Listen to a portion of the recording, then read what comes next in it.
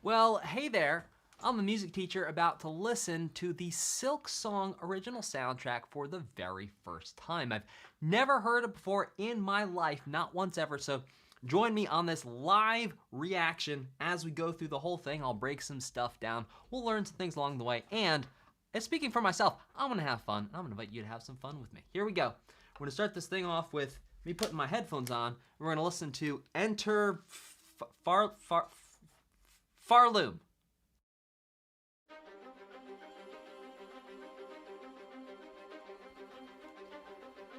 Let me know how the balance of the music is, chat.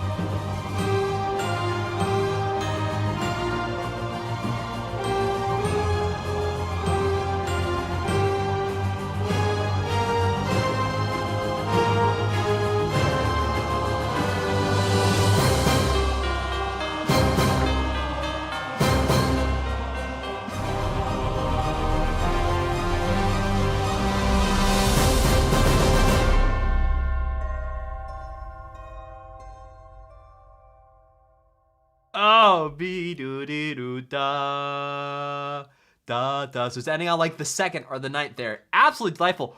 What a great way to start off the soundtrack. Man, if the rest of the soundtrack is anything like that, I'm gonna have a great time today. I will tell you also, it's funny because like I feel like at a very high level, there's two types of soundtracks. There's your first track where it's like Pallet Town. And it's like, here we are, it's going to be safe and fun.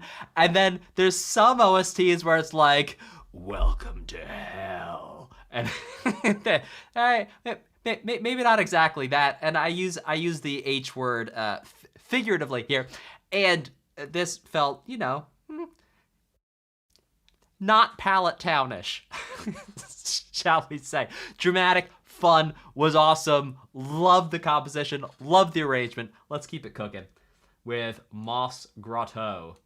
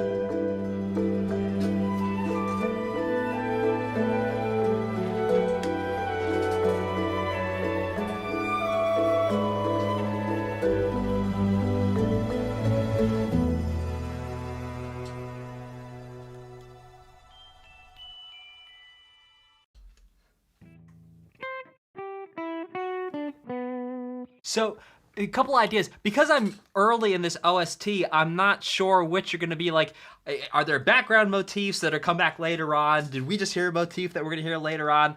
I'm not quite so sure. So if you, by the way, if you see me writing down parts that are like absolutely inconsequential later on in the OST, that's part of the game. I've never heard this before. So sometimes I might write some things down where I think it's gonna be really important later and it turns out it's not important at all. But we can still learn a lot from what I write down along the way. That idea right there, really beautiful. We're in the key of E minor, but here, we hear in this piece, it's no regular E natural minor. Indeed, an E natural minor scale would sound like this.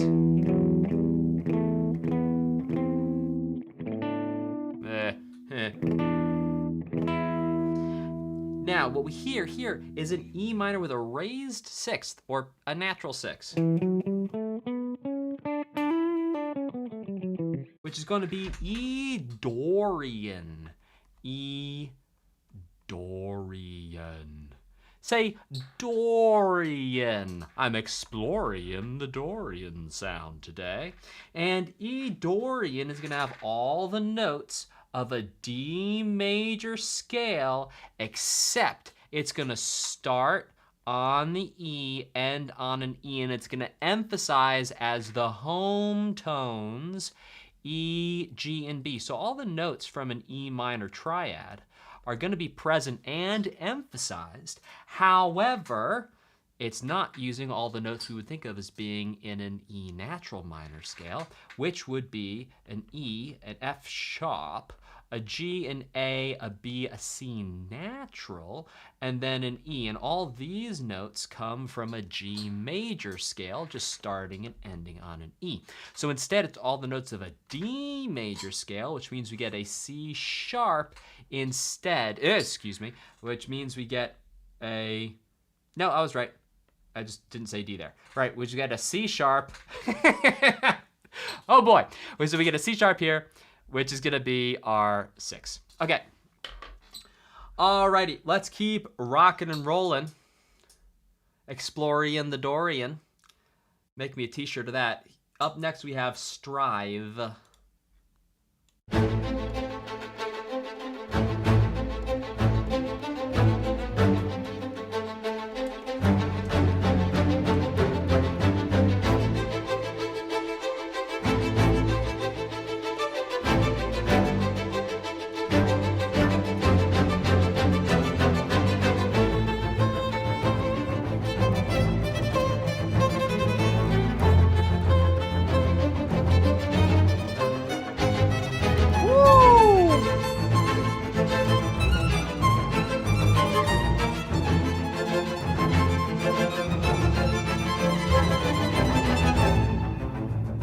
Triplets again, I will say, triplets. We heard that in Hollow Knight.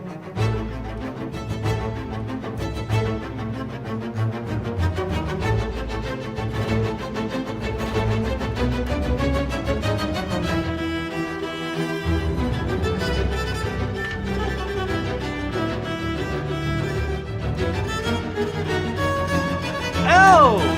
So cool.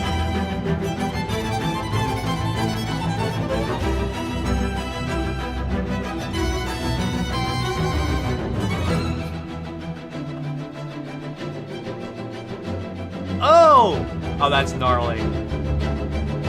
Come on, basses.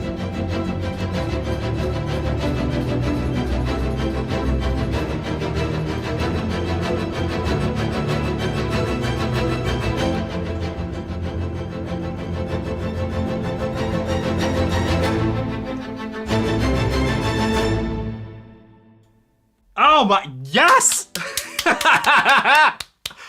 Oh!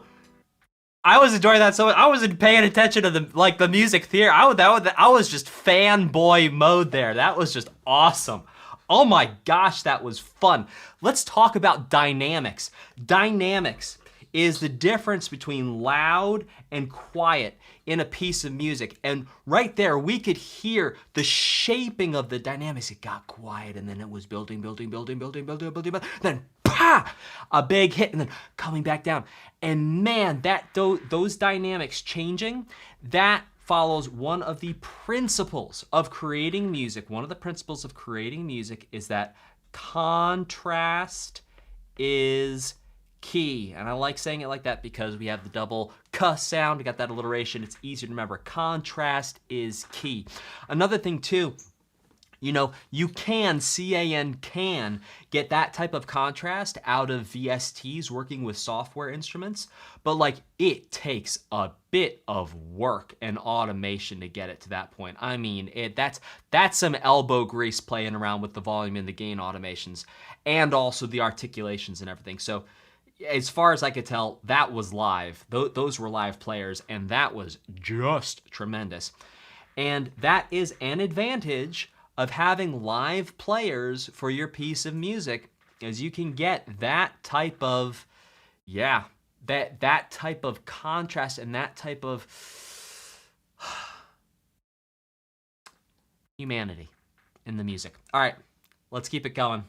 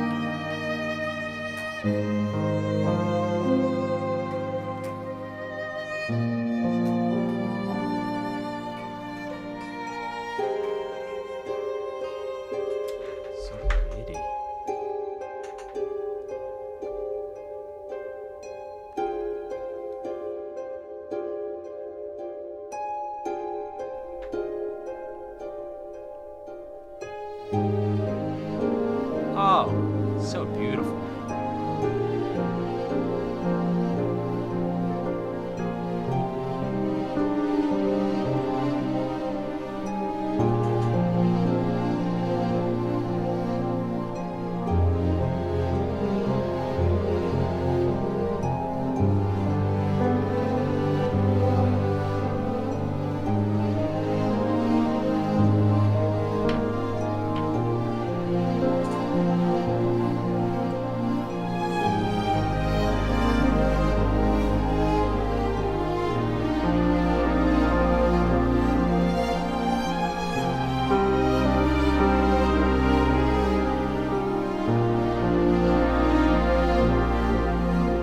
Oh, the mixing too.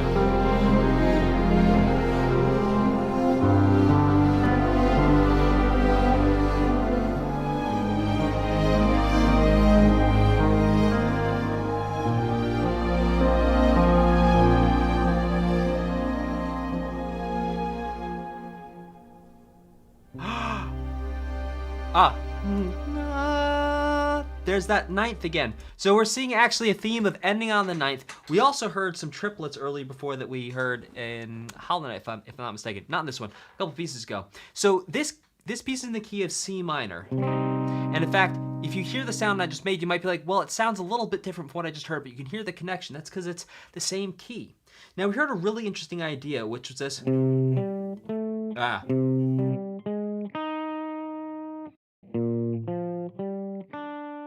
Really beautiful. Let's put give a little something on that. Yeah. Yeah, dude.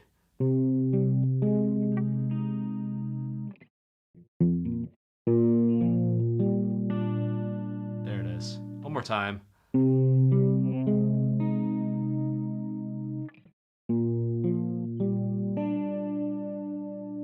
And what's, for me, really beautiful about that is it starts with this perfect fifth, then it goes relative to the first note, it goes to the sixth, and then the third, but an octave up. And then the same pattern repeats, starting the B flat, to the 5 of B flat, F, to G, which is the sixth, and then hitting that third an octave up. Such a beautiful arpeggio. If you're wondering what an arpeggio is a type of broken chord. What's a broken chord? Well, first let's understand what a chord is. A chord is when we take one of these things. Not the first thing I did, the second thing I did. That's called a note. Now if we take two notes and we put them together, we're now starting to get harmony.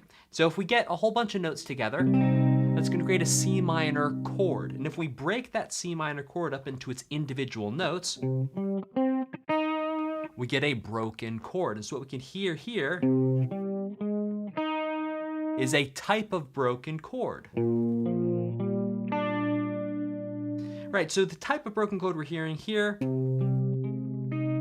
we could think of that as being a C minor add flat 6 would be one way of naming that. And then this chord right here, one way of naming that would be a B flat add 6. All right, let's keep it cooking with this next one. The Marrow.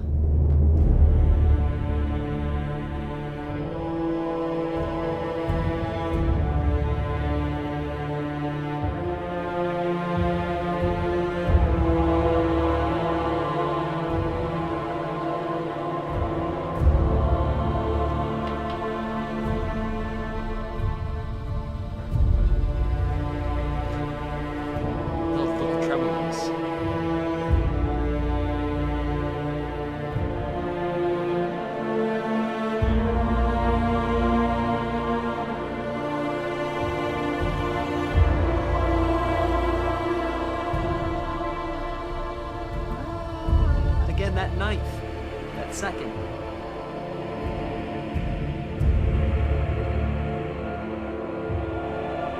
Nothing bad's happening here.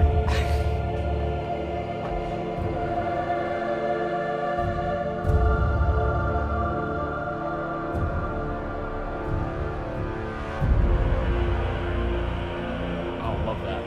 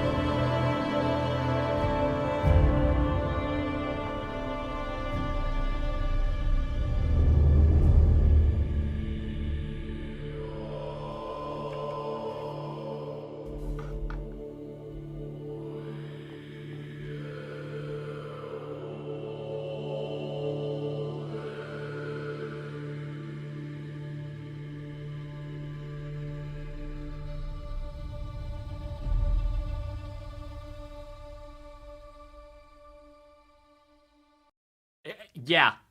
I mean, yeah. That sounds so cool. One thing to point out was the underlying harmony there. We heard a D minor to a D minor with the flat 3, excuse me, in the bass. And then it went to the C, or C sus2 there, and then to the B flat, the flat 6, before going back to 1. Now, something else to talk about in this OST so far, we're now 5 pieces in, which is what, about 10% of the way through. We have not yet heard any pieces of music that have like a B type repeating structure. We've been hearing pieces of music that are through composed. All right, through composed. Let's understand what through composed is.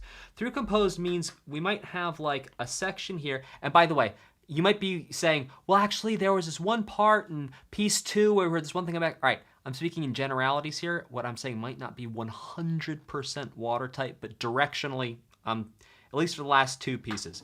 All right, so through composed is we have like an A section, which means there's some idea, there's something that happens in the music that we can recognize, right? It might be a melody you could sing along or you'd hum to. You recognize it as being different from other parts of the music. Then we'll go to part B, and B is gonna be different from A, and then we could go to part C, which will be different from parts B and also part A. And through composed is when you have this progression, this continuation of new ideas that are not repeating what happened previously as you go through the entire piece of music, which is different than, let's say, if you listen to, something out of Red Dead Redemption 2 and you have literal songs and there's choruses that repeat and verses that repeat and things like that. All right, let's check out this next one, which is Bell Beast.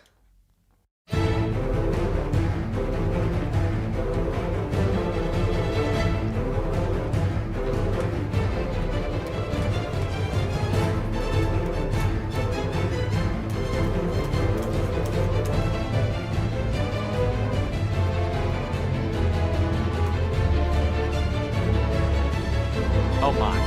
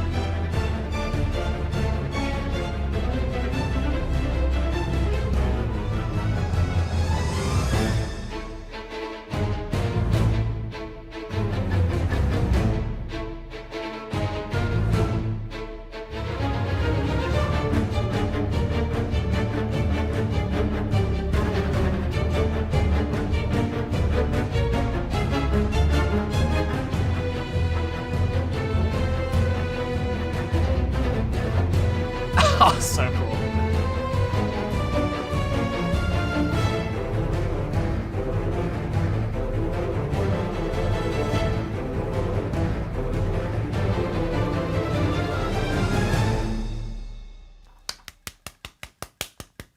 Loved it. Let's go to the next one.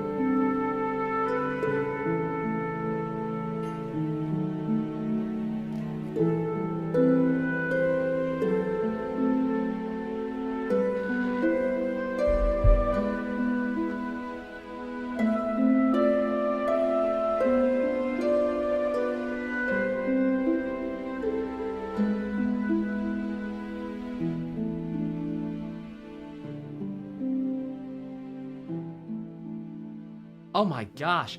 You know what? I don't know if you've ever had the joy of eating like little Japanese candy or little Japanese snacks, and the difference in my experience. You tell me yours. Maybe you've eaten way more Japanese food than I am, and you're gonna be like, yeah, maybe for like 10% of things. Anyway, point is, sometimes if you eat, let's say, like an American snack, like a combo. Okay, so a combo, you've got this like kind of salt on the outside, you got this crunchy thing, and maybe some like pizza filling or cheese in the middle or whatever. And sometimes these Japanese snacks is like each one is like this hyper-engineered precision mouth experience that sometimes you get like the candy and it feels like hot in your mouth and cold in your mouth and you're like, what is happening? I feel like each one of these pieces of music is like one of those little things. It's like so much care and love went into each one of these pieces of music, and some of them are relatively hit and run. It's like 1 minute. It's not like a 2, 3, 4 minute long track. And it is just absolutely fantastic. Super, super awesome. And here's the thing too. It's like, you might look at a 1 minute track and say, oh, it's a 1 minute track. Okay, but it's a 1 minute track, and that 1 minute might have taken Christopher Larkin 7, 8, 9, 10, 11 hours, especially with arrangements like this where you're writing every single part out and then making sure everything works together, and then you've got to go get it recorded, and then you've got to mix it, and then you've got to master it. It's like there's a lot that goes into 1 single minute of music.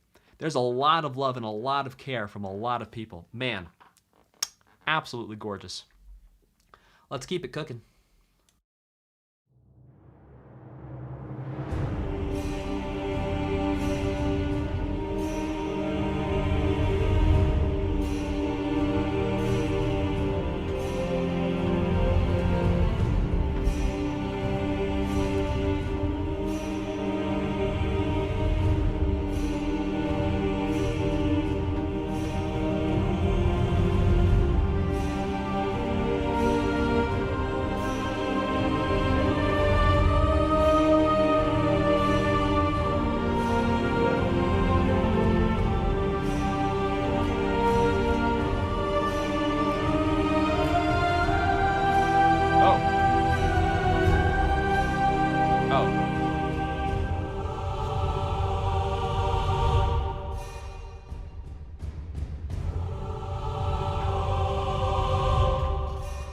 Oh, that was cool. There it is.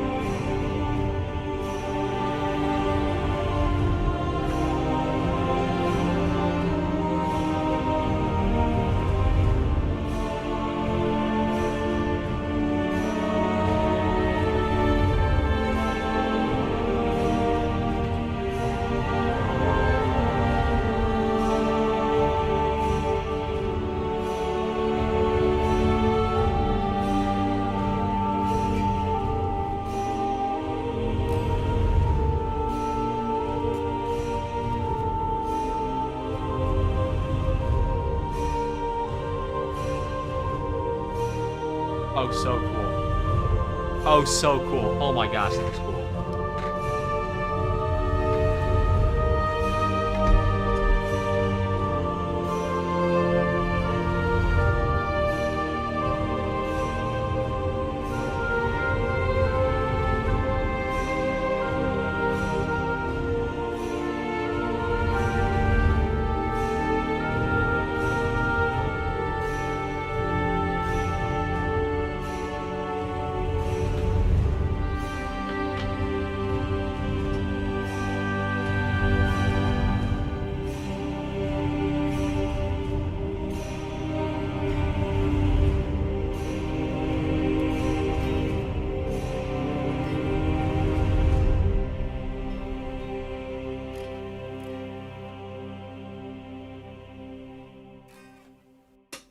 Oh, did I have this wrong the whole time? I might have had this wrong the whole time.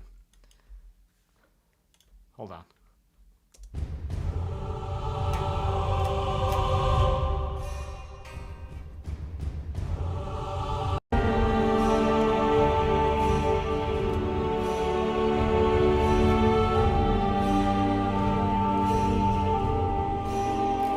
No, G minor.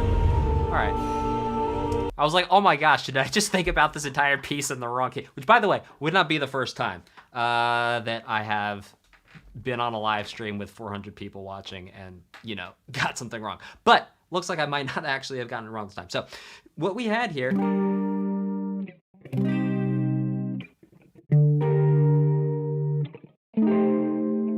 Yeah, really cool. So I'd call this the Bach fake out. So the reason why I'm gonna call this the Bach fake out is because if you were listening to something sort of Bachian, you're going, what do you mean Bachian? You go listen to something like from Bach's time that's all like minor-y and stuff. It's gonna follow something like this. Castlevania, some of the stuff from Shin Megami Tensei 3, you know, the sort of Bachian stuff. If you can imagine it being played by a organ in a church and it's a dark, stormy night, you know, that stuff. So we got like a 1 to a 4 to a 1 with a 3 in the bass. Now, here we'd think 2, maybe 5 sus4 to 5 back to 1. But that's not what happens here, and that's why I'm calling it the Bach fake out. It's that after the 1 with the 5 in the bass, it goes to the 2, half diminished, and then it's somewhere totally different. Plus the 2 half diminished is not actually speeding up the harmonic rhythm. So instead of the 2 half diminished being like a 2 beat, and then we go to like a 5 sus4, you know, to create a, you know, subdominant, dominant thing, that's a D, to then bring us back to the tonic. This is not at all that. There's a Bach fake out that happens right here where instead of all this happening, it goes somewhere totally different. And if you're going, Dan, well, where does it go? I wasn't listening that hard, but I can tell you that there was a Bach fake out there. So, you know, you can go listen to it again and figure out what the Bach fake out was. But there was a Bach fake out there. By the way, 20, 30 years from now, if all goes according to plan, and I've gone and like trademarked all the things that I say that, you know, Nell says, the Bach fake out, and a little TM after that. Bach fake, it doesn't matter. All right, here we go.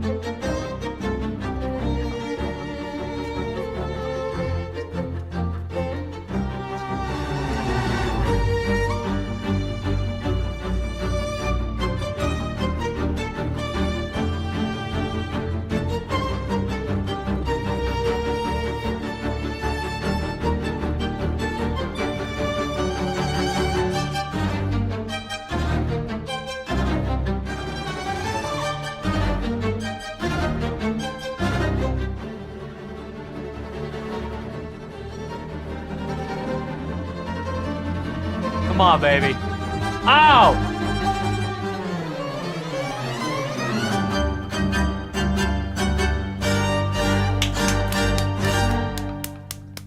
Oh my gosh. Ah, yes. That is phenomenal. That's about as metal. That's about as metal as you can get with strings like that. That is like, I want to hear the Metallica version of that. I want Christopher Larkin x Metallica collab, like now. That was sick. That was absolutely disgustingly sick. By the way, when musicians say things like disgusting, it's a compliment. It's a thing. That, no notes. Phenomenal. Like just the build up at the end.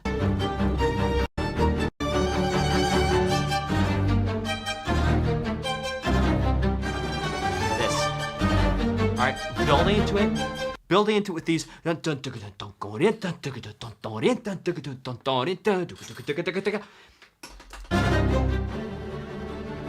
Yeah, Vivaldiing. Very good, Eager. Eager in the chat says we Vivaldiing, and that's exactly it. If you haven't listened to Vivaldi of Four Seasons, highly recommend to check that out.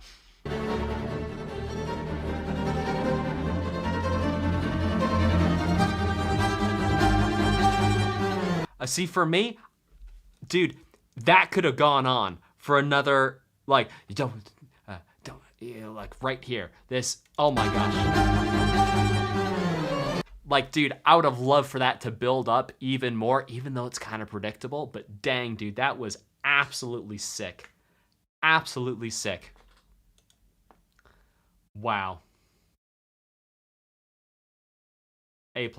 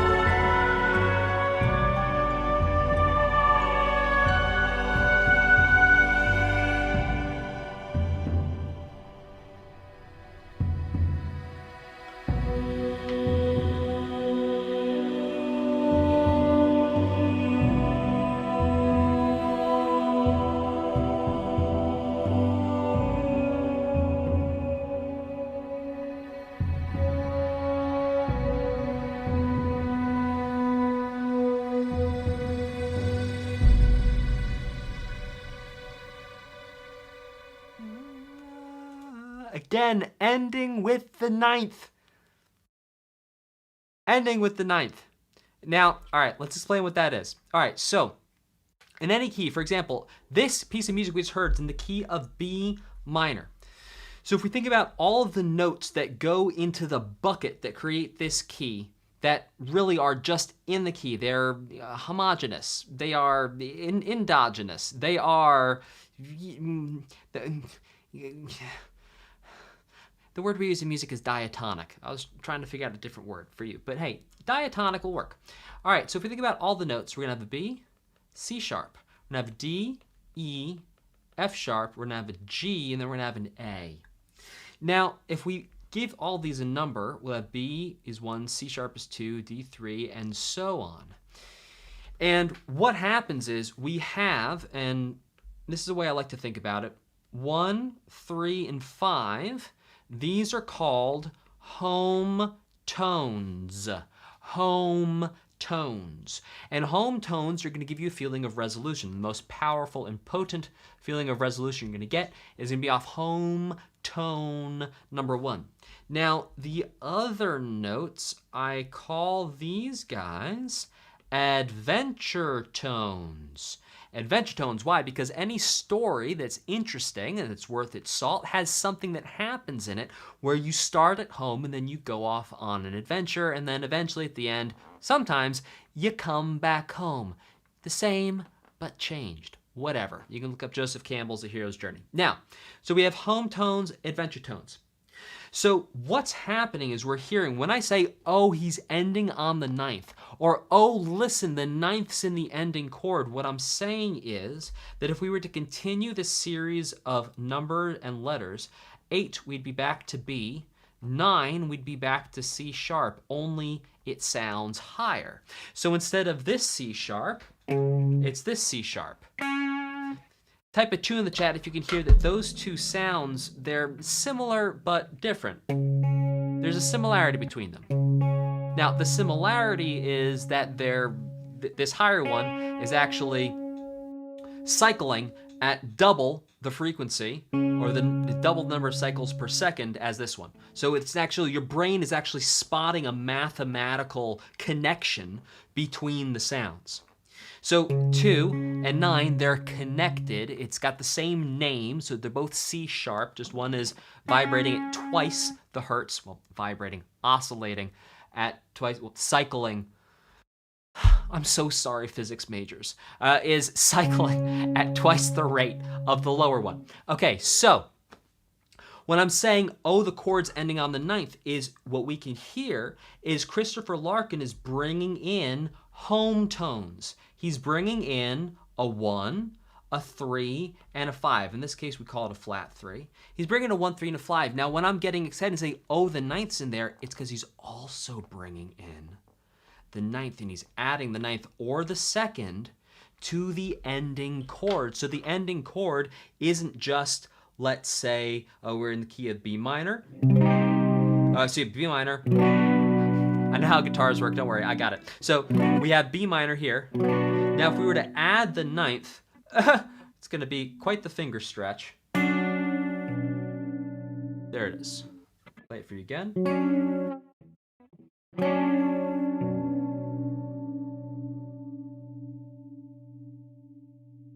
Versus no 9th. Type it through the chat if you can hear that difference. Here it is with the 9th. Here it is without the 9th. And so that's why I'm getting excited, because you don't hear that every day. It's not an uncommon thing to do, but you just don't hear it every day. And you also don't hear it every day repeated at the ends of a piece of music in a way that is motivic. Motivic by virtue of its repetition.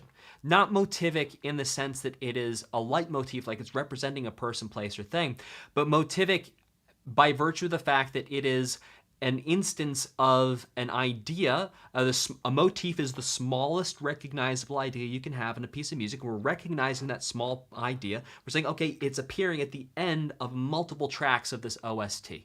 So that's what I mean by motivic. All right, let's keep it cooking.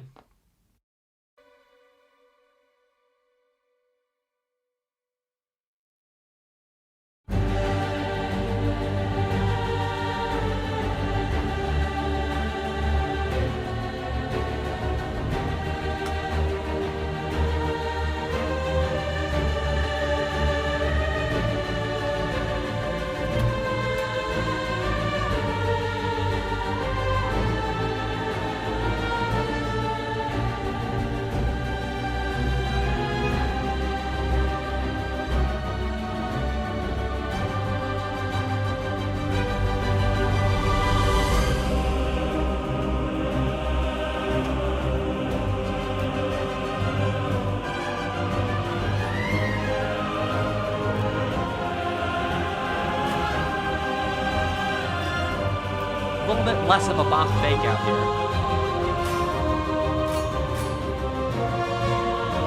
Except for there.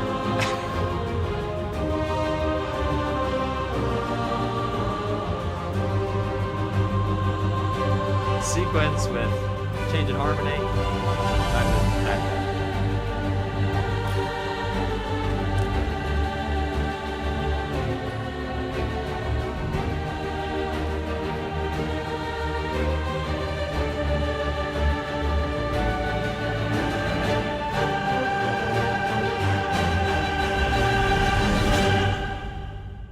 Oh my gosh. All right. Show me in the chat. Was that in the key of C minor or G minor? Put it in the chat. Was that the key of C minor or G minor? And type a C for D of all of the above. And if you're confused, that's right. It's because I am too. What? We're gonna listen to this a little bit. We're gonna listen to this again and figure out what key that was in. All right, Guitar Assassin says G. We have a D for C, which is all of the above.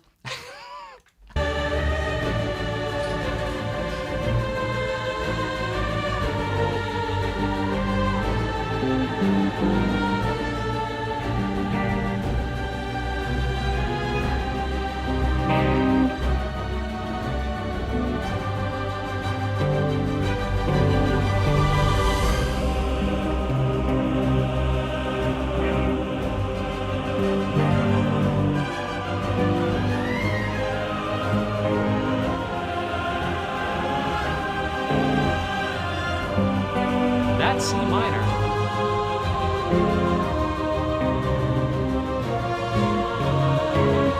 Something there.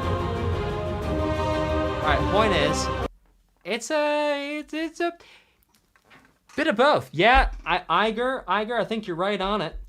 G minor, C minor, G minor, indeed. And I would say even more, it's not just if you go to music school and you look at some of the classical stuff, they're like, it's tonicizing C minor. Yeah. I mean, that was hanging out in C minor. We went to the minor 4, we went to the flat 6, and it didn't sound like it was really the flat 2. And if you're going, what are you talking about? The answer is D, C, all of the above. Now, if we think about it, all right, A flat. If we're in the key of C minor, A flat is the flat 6. Now, if we're in the key of G minor, A flat is the flat 2. And when we heard the A flat, it sure enough sounded like the flat 6 of C minor, and it also came after we did like a C minor to G minor to, I don't even recall what happened. And then it was, G major, then F minor, which is the 4, to flat 6, and then it did something else, which it wasn't even a Bach fake. Well, maybe that's a Bach fake out type 2. Maybe there's more than one type of Bach fake out. You know, I did not wake up this morning thinking that I would say the phrase Bach fake out. And I also did not say the first time I said Bach fake out thinking I would say there's a type 2 Bach fake out. Imagine the first person to actually be like, let's categorize the different types of zebras. They're like, all right, that's a zebra. And then another zebra goes by and they're like, well, okay, that's also a zebra, but different. Anyway, I digress. Let's keep it going.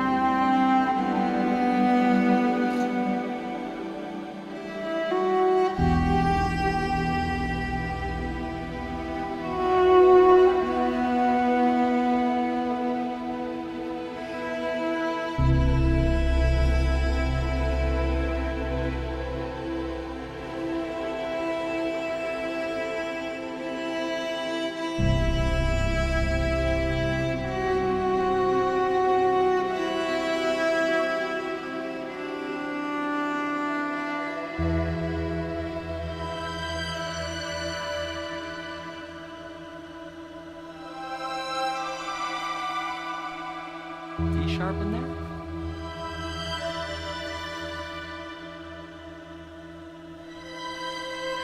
Maybe just a little out of tune.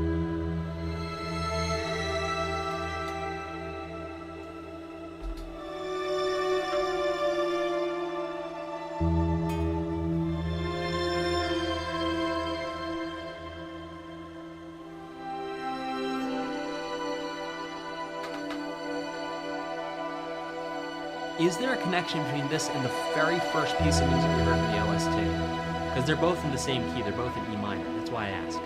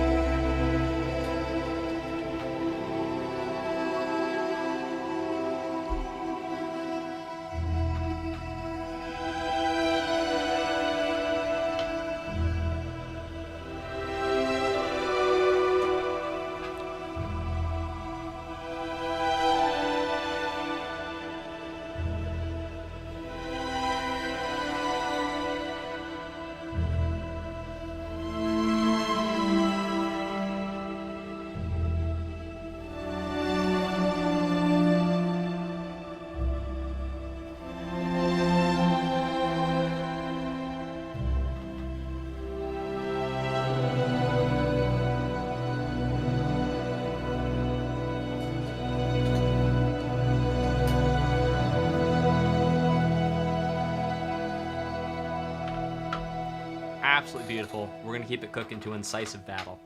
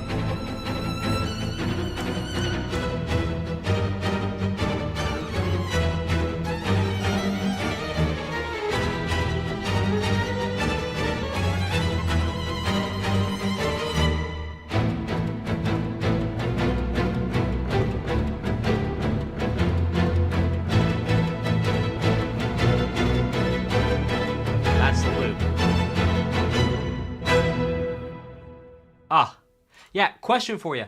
I have not played this yet because I have not heard this music at all. In-game, do tracks like that loop? And if so, was that actually the loop point, but they put a different ending in for the OST? Is my question to you. Or is it literally, it's a minute-long situation? I'm assuming that that's a battle because it says Incisive Battle. Well, let me know. Yeah, they do loop? Yeah, okay. Right, so what we heard right there was the loop point. Yeah. Then add OST endings. Thanks, guys. Cool. Awesome. Let's check out Bellhart.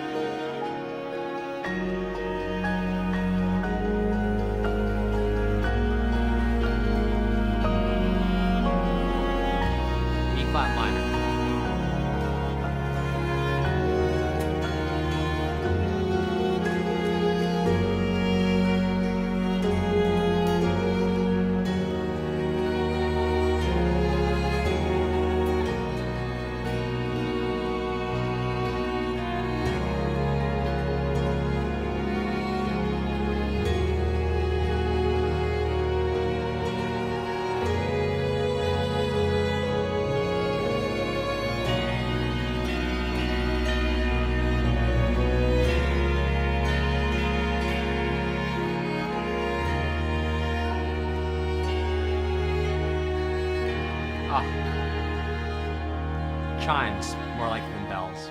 Well, there's bells too, but also chimes.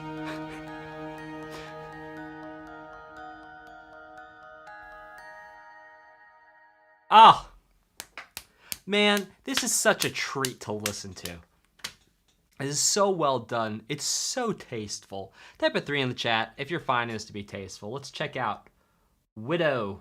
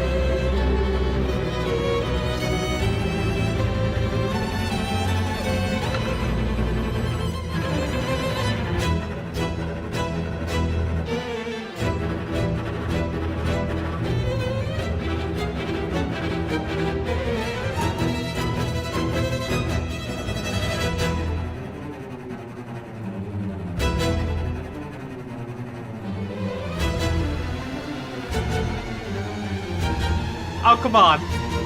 Oh, yes.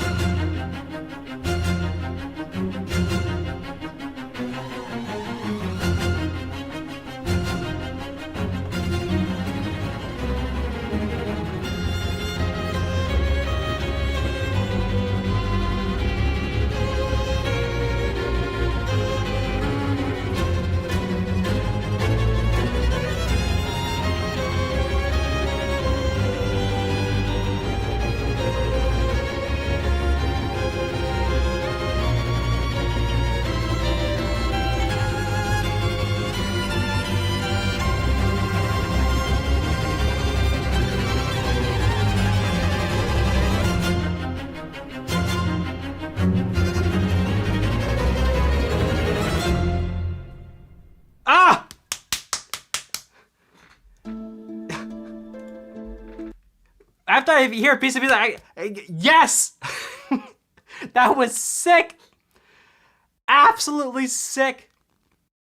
Oh my gosh, the metal vibes are just everything. All right, so you might be wondering, what is making metal? It's like partially the gallop of what's going on.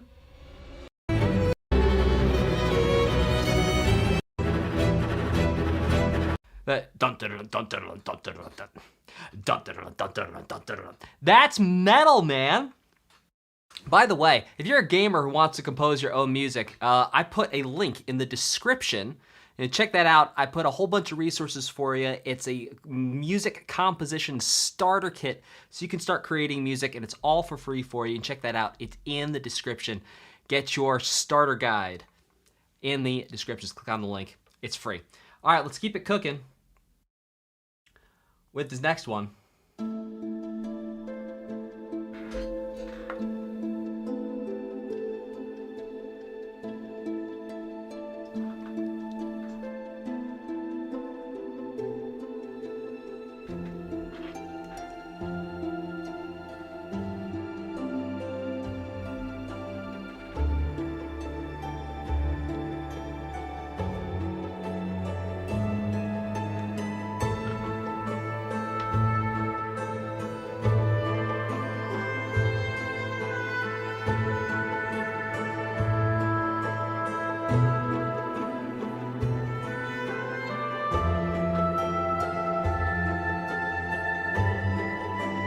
First wood one we've heard in this OST? Or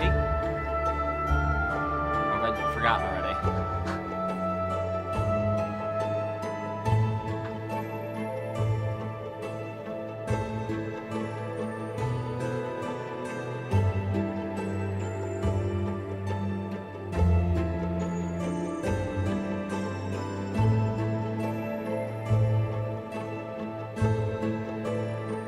Listen to the melody coming back in. That little synthy sound.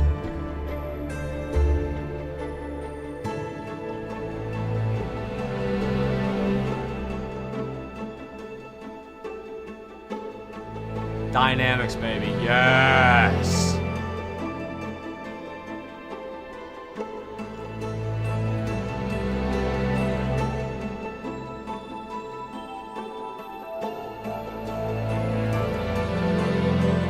Oh my gosh, Christopher. Wow, man. Way to go.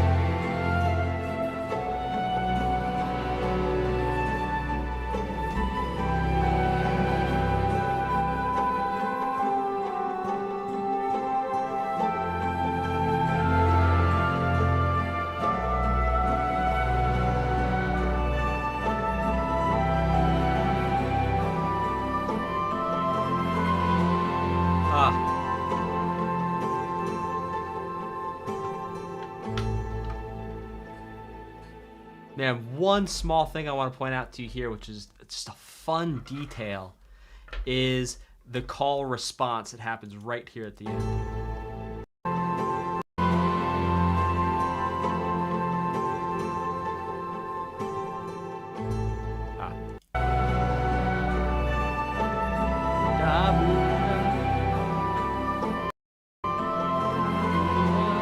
So you have the flute call, the oboe respond. Listen again.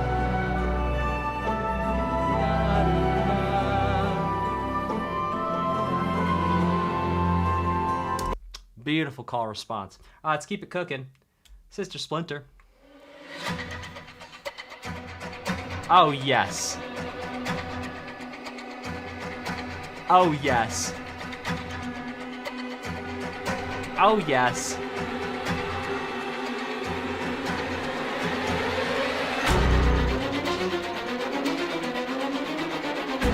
There it is.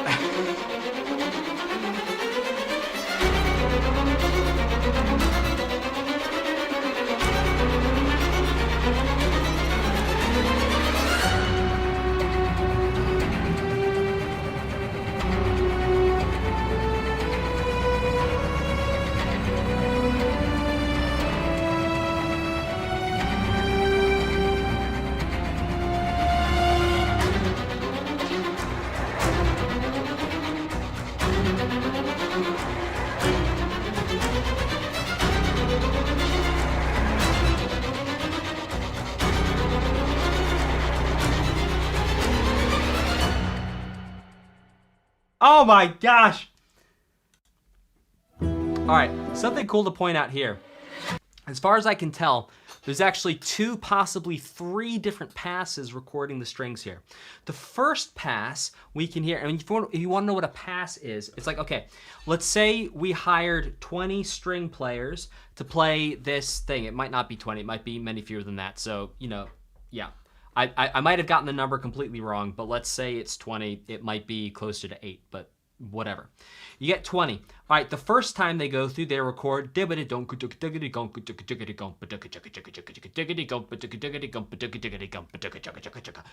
all that. Now the second time through, they record the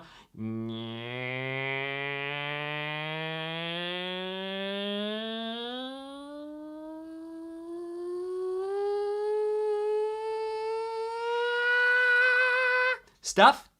And then the next time through, they record the stuff. You feel me? So it's like, it's not that you have like 100 people playing and they're all taking turns doing all this different stuff. You get one pass through, they get the metal stuff, they get the, I mean, glissando, portamento, whatever you want to call that. Glissando, technically maybe not the right term. There's a different term. It's on the tip of my tongue and it's gone. And then you have the actual scratches, the extended techniques like behind the bridge type stuff. Super cool. All right. So cool. So yeah, basically the point is you'd have a limited number of people record multiple layers over each other, and that's how you can get that type of sound with fewer string players. All right, let's check out this next one.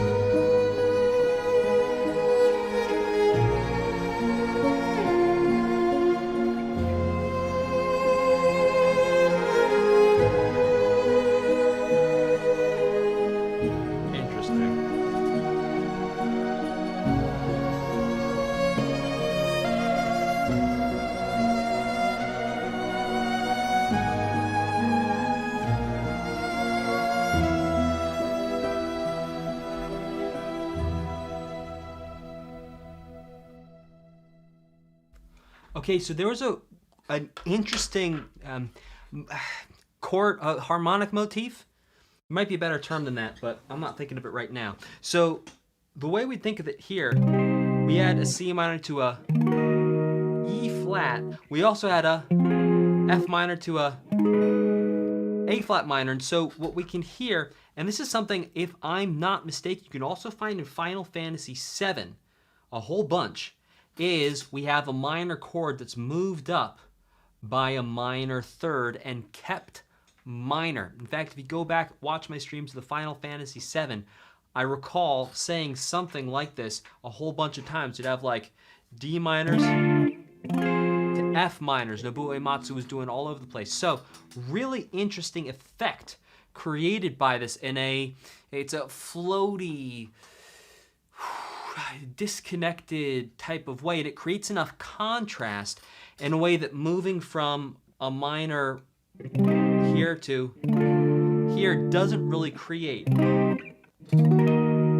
It's also because, as far as I can tell, that's not found in any diatonic key for major and minor scales, that you have two minor chords a minor third apart.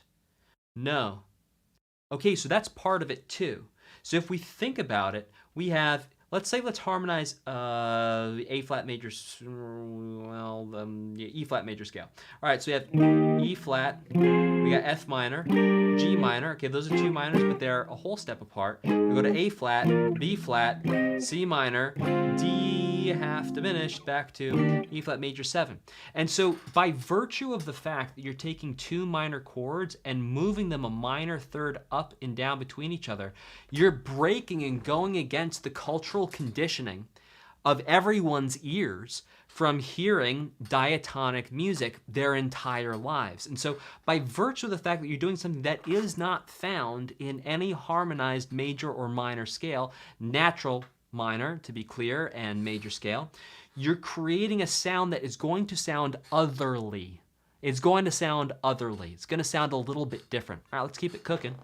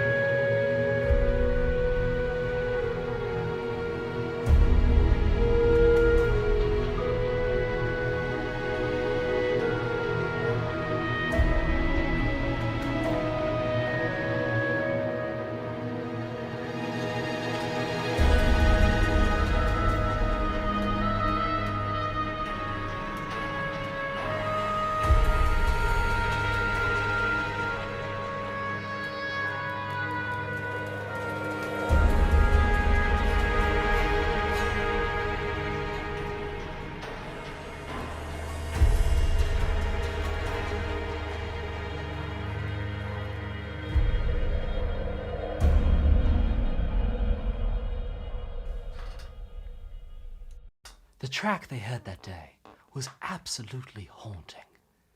It called forth from them a spirit of loneliness as they sat in silence and listened together. All right, let's listen to the next one.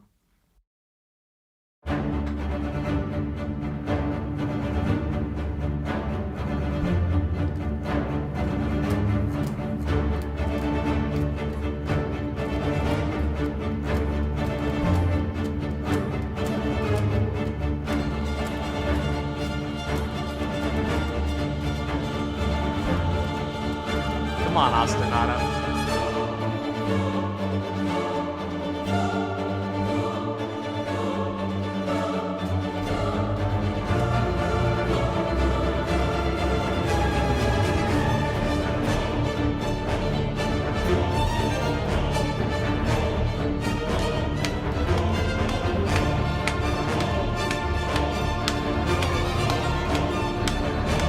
It's like a 4/3 poly.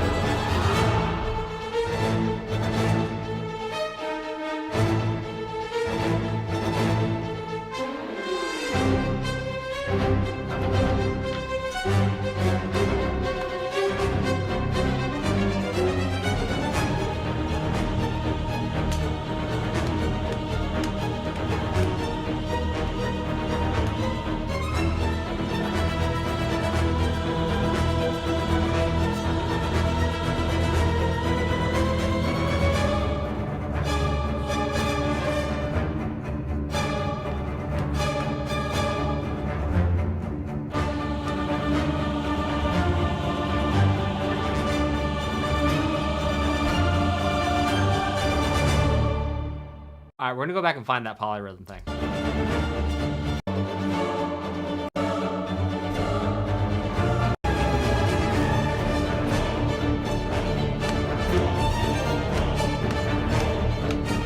Yeah, pass the stinking butter. What? He goes, pass the stinking butter. What? Pass the stinking butter. Pass the stinking butter. Pass the stinking butter. Pass the stinking butter. Pass the stinking butter.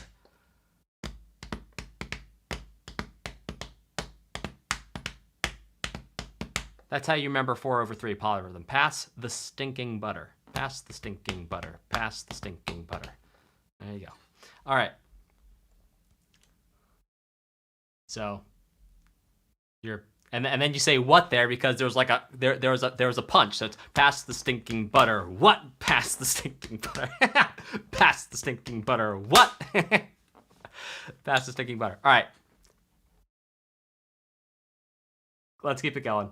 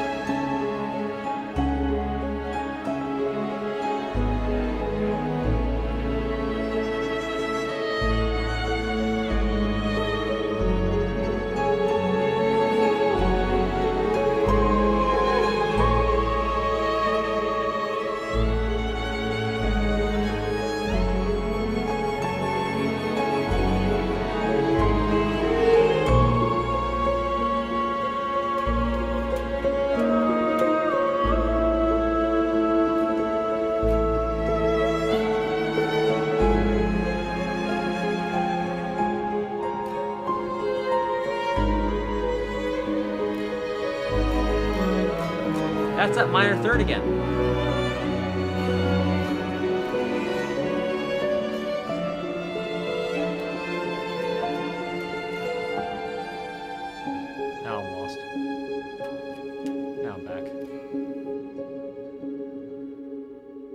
All right, so what did we just hear there? I'm gonna pull this back a little bit. This was a harmonic journey.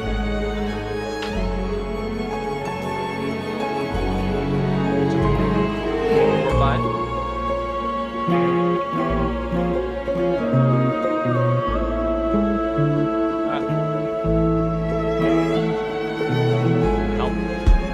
Help! Send help!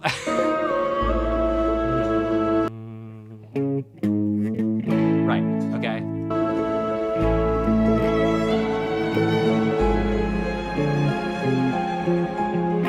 F minor. To A flat minor, that's again moving the minor chords by a minor third. Again a minor third to B minor. Well, and then it ends. Okay, but the point is that the thing we saw back in Hunter's Trail, where we had this idea of taking 2 minor chords, stacking them in a row, and having a minor third between them, we just saw that here, and case in point, we just saw that here, 3 chords in a row. We heard an F minor to an A flat minor, going to, I mean, we could call it a C flat minor, but I'm going to call it a B minor. And all of this is a harmonic sequence where between each one of these is the interval of a minor third. How's that for a harmonic motif? So, while we might not have seen as far as I've tracked so far, maybe you've got a better memory than me. I'm also running a live stream at the same time too, which to be honest takes up a little bit of brain space. But like, I'm not off the top of my head hearing anything in terms of a repeating motif that I've heard so far throughout this OST. However, what I am hearing is a repeated harmonic motif. Interesting stuff. Let's keep to it. And by the way, this harmonic motif also heard, if I'm remembering correctly, also in Final Fantasy VII. Again, if I'm remembering correctly, there was something about minor thirds. Anywho, let's keep it rocking. Thomas says there is a motif. It'll become clear though. That's exciting. Something to look forward to. All right, let's keep it going.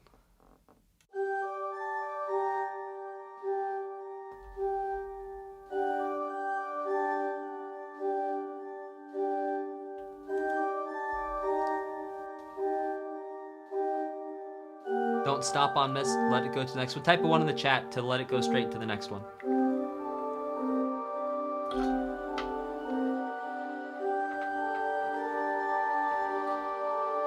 Next 2 tracks transition through Slab. So we're gonna do, okay. Type a 2 in the chat if it's gonna be Mist, Phantom, and Slab all in a row.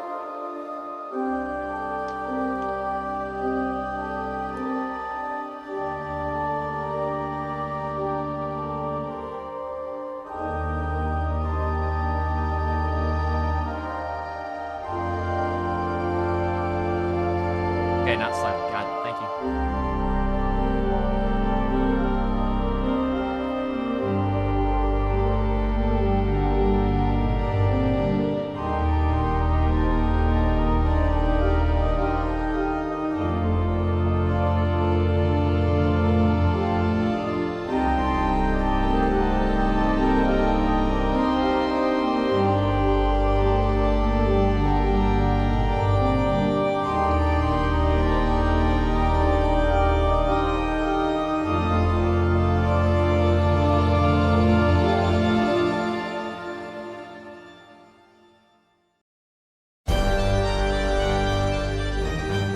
Oh yeah. Olsen at this place would love it.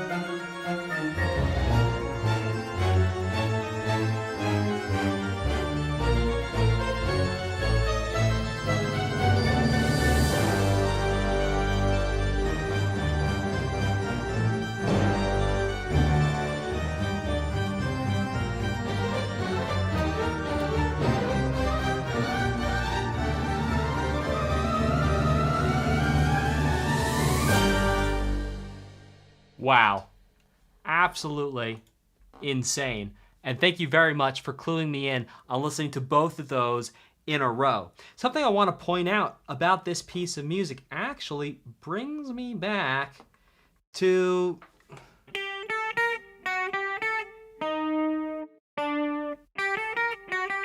put a little zhuzh on it. I might be not playing this right.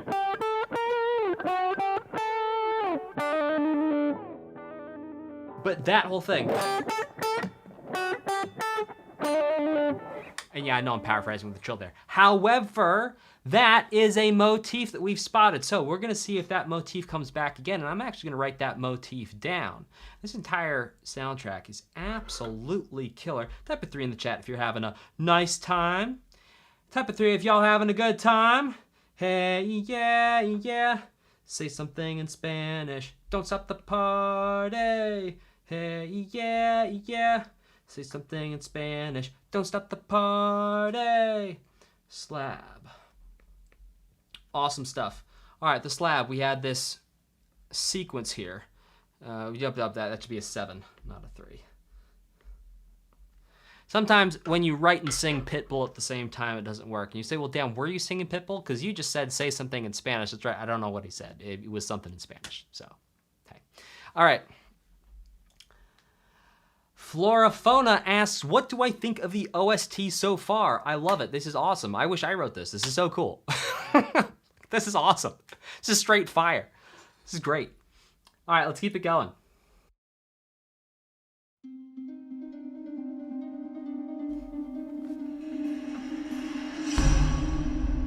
Type a 2 in the chat if we're gonna listen straight through the slab into Red Maiden.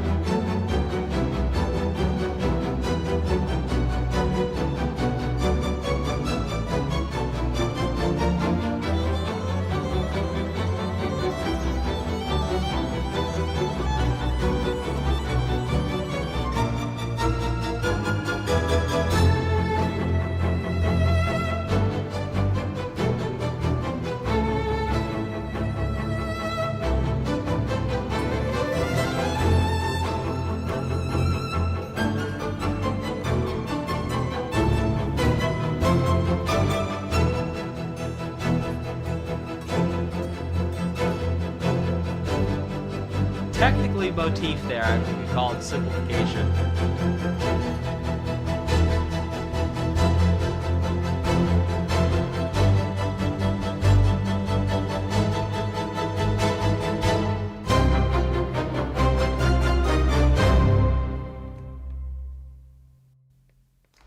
Okay, so why did I call that simplification? How can I justify that that motif is actually, which is the fifth,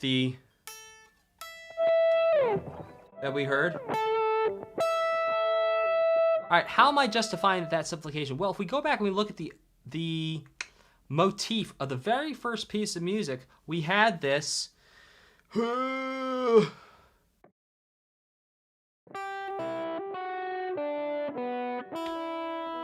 And inside of that, we have the, well, that's 5-1. Technically, that's a fourth. So, yeah, never mind. Well, that's 1 to 5. Well, we could call it inverted as well. It's an inverted simplified motif. And you might be saying, well, hang on a second. That seems like rather a tenuous connection you're creating there. And I wouldn't argue with you that it's tenuous. And the fun thing is once you learn I made a list. It's something like 30 to 40 different ways you can technically develop a motif. So many of them have overlaps with each other. And in fact, you can get to the point where you can have two things that are like pretty much not related, but they share two notes. And like I just did there, they're not at all related, but I can play the game where I actually relate this back to the first motif. Now, is that an over-analysis? Perhaps, and also perhaps not, but here we go. Yeah, Hornets motif from Hollow Knight. I don't remember that. I'll tell you, I listened to Hollow Knight music in 2023. It's now 2025. I did play Hollow Knight, which was a lot of fun. I did enjoy that. I did some Let's Plays on Twitch. That was a fun time. If I had to pick a personal favorite so far, I'd be hard-pressed. I've liked a lot of this stuff. I'd need to listen to several more times to be able to pick a favorite. All right, let's keep it going with Blasted Steps. Or are we on Mount Fae? Or Mount Fae.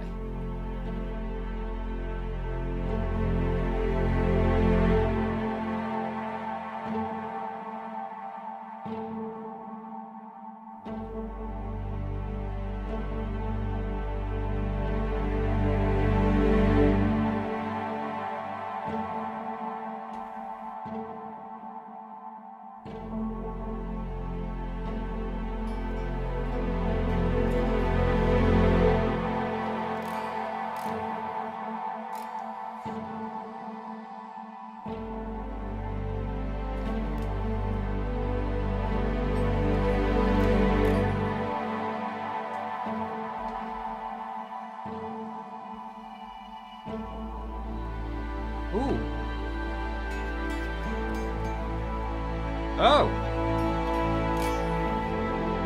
Oh.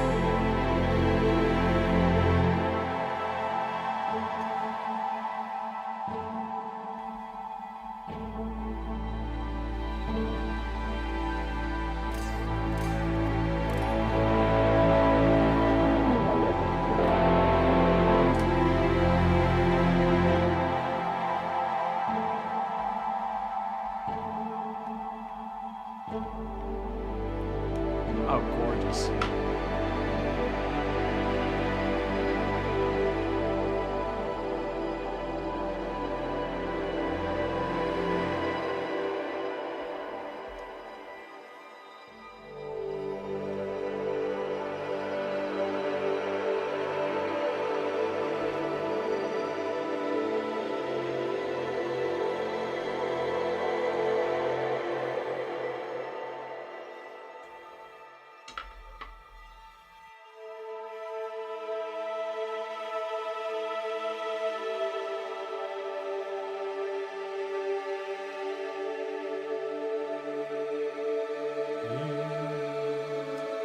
Whoa.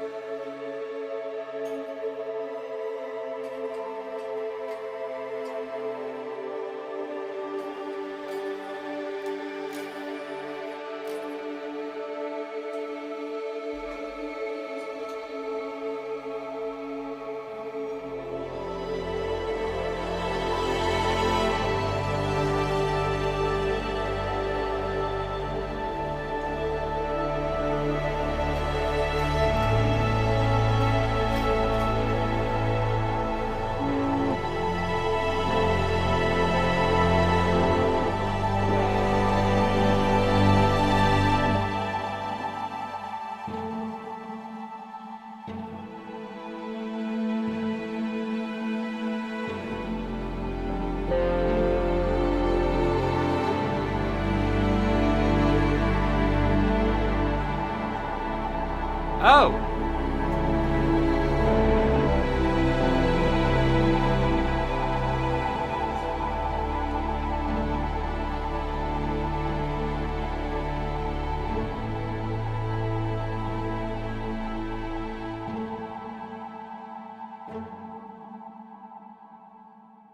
Okay, so I want to point out something really interesting here. I want to actually point out the connection, compositionally, between Mount Fae by Christopher Larkin, the Silksong OST, and, let's say, Dragonfish by C418 from the Minecraft OST. I really think it's Dragonfish. I could be wrong. It might be Flake. Flake or Dragonfish. Either way, roll with me here, shall we?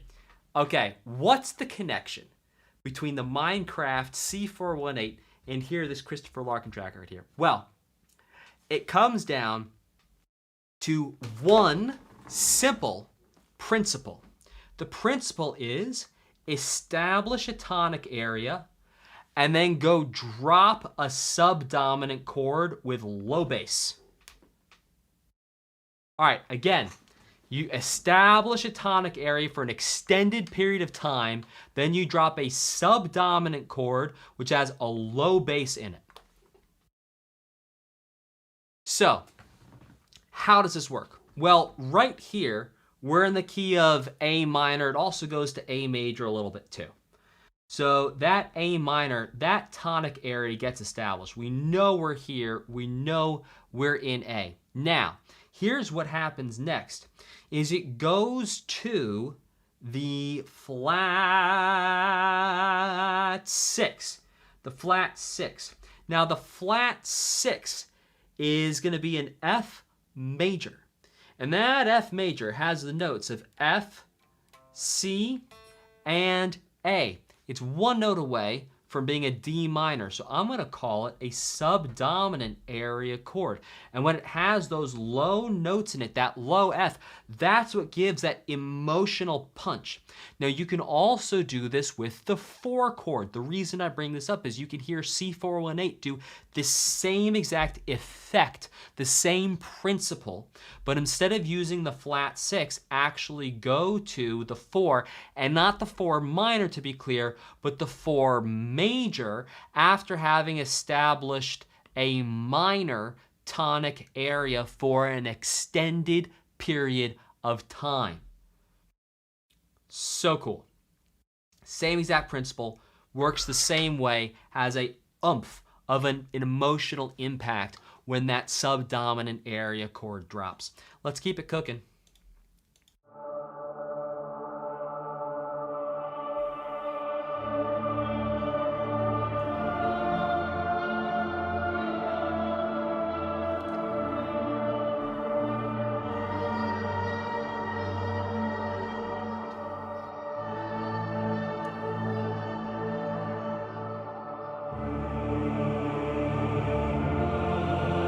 Oh, it's getting like more electronic over time too.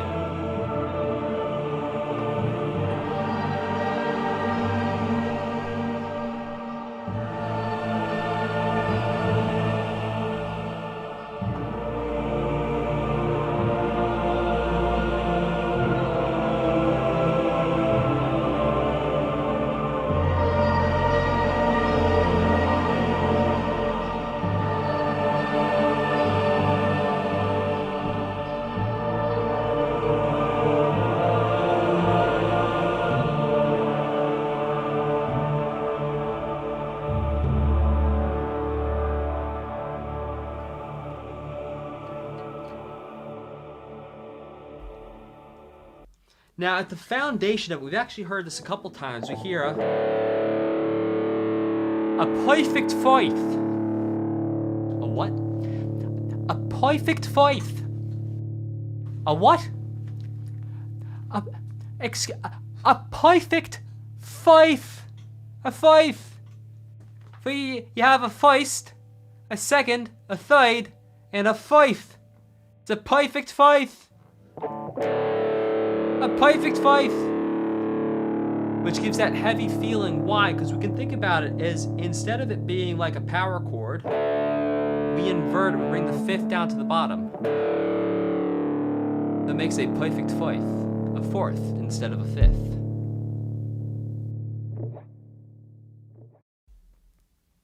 Let's keep it going.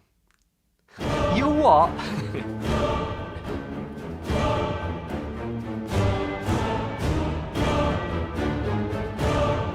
Oh, I love the tempo on this. Oh, it's pulling back just enough.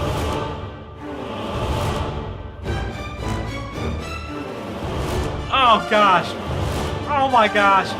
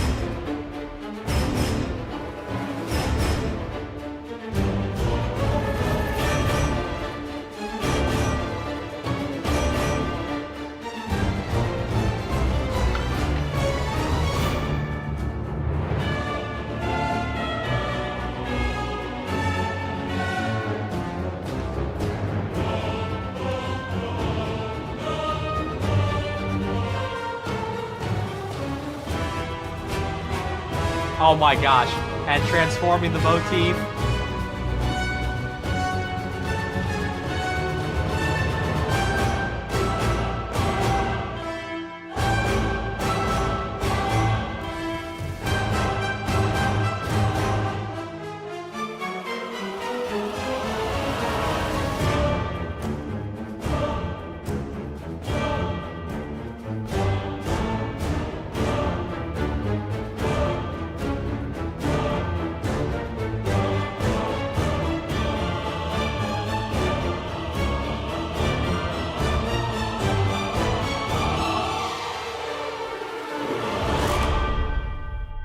I cannot stress this word enough. Feel. Okay, if we were to take all of those instruments and put them into a computer and align all of them so they all started exactly with a grid relative to the time that you would have for this piece of music, it would lose the magic, because part of the magic here is how almost everything feels like it's running a little bit late. So here, look, this is on time. This is like mathematically computerized, perfectly on time.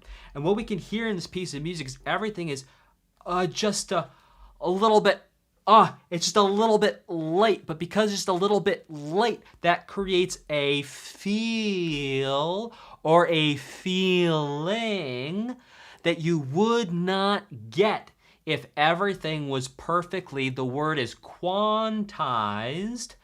Quantized. Everybody say quantized. Quantized would be it's mathematically lined up and everything is perfectly in its place, mathematically speaking.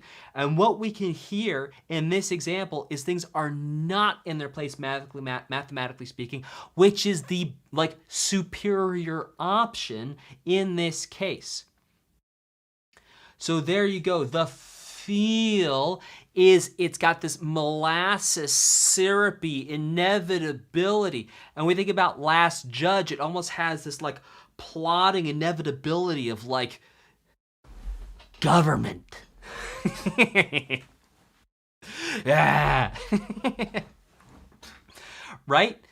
And so we can think about it's sort of like the plotting inevitability of a justice system, which we're not going to get into political discussion here, but I think you get the idea of what I'm saying. All right, let's keep it going.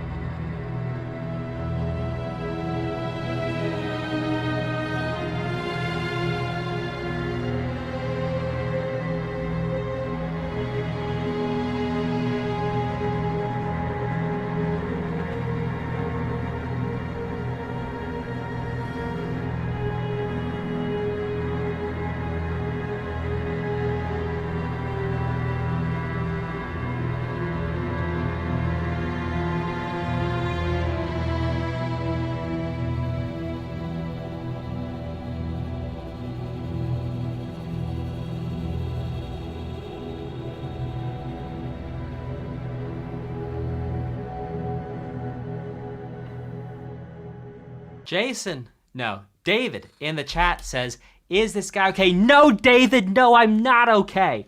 I'm listening to amazing music. I'm better than okay. I'm fantastic. In fact, I am doing wonderful. Thank you so much for asking. Blessed. So stoked to be here, sharing this moment with you, getting to hang out with you and listen to music. It's a dream come true. So, no, I'm not okay. I am blessed. Blessed, blessed, blessed. So fortunate, so grateful that I get to do this with you. So grateful. So thank you for being here. Appreciate you. All right, let's keep it going.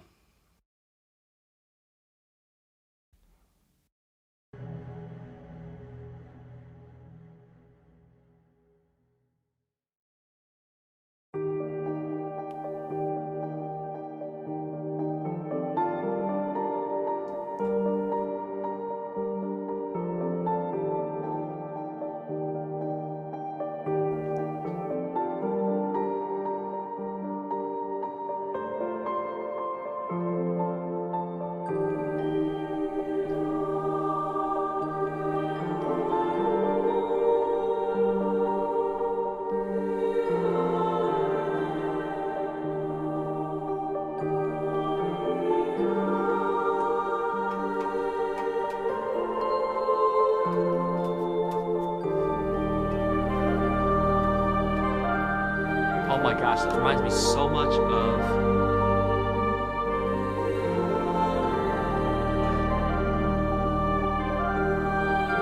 Maybe it was Xenoblade... Was it Xenoblade 3? Was it Xenoblade 3? Was it Octopath Traveler?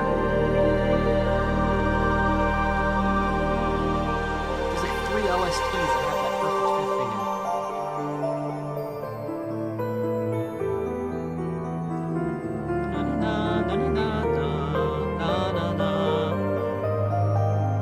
We'll figure it out afterwards.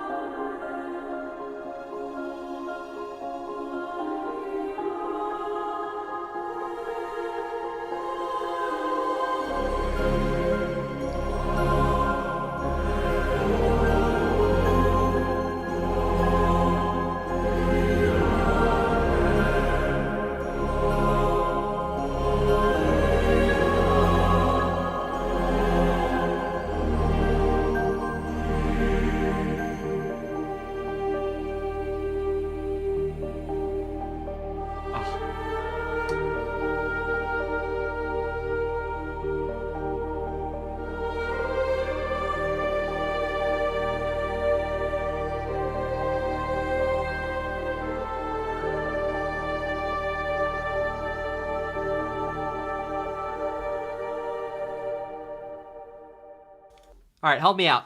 There's 600 of you here. We're gonna find one person who does it, and if someone doesn't, we can come back, check. Someone in the comments will get it. What game was ba doo dee da da ba ba ba? And then I forget how it ends. Da doo da da. What game was that? Well, that was like the main motif.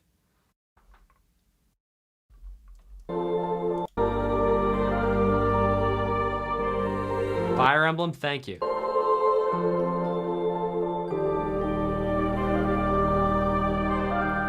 Yeah?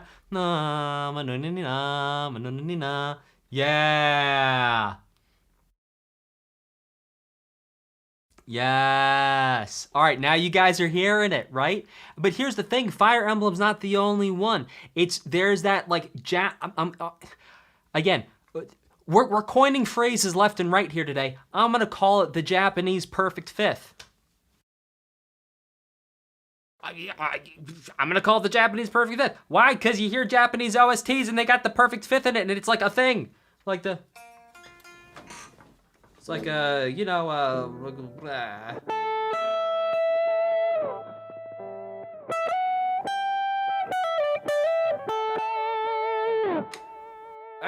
Just something like that. It's not always like that. It's different, but like it's the Japanese perfect fifth. Whatever. Anywho, let's keep it going.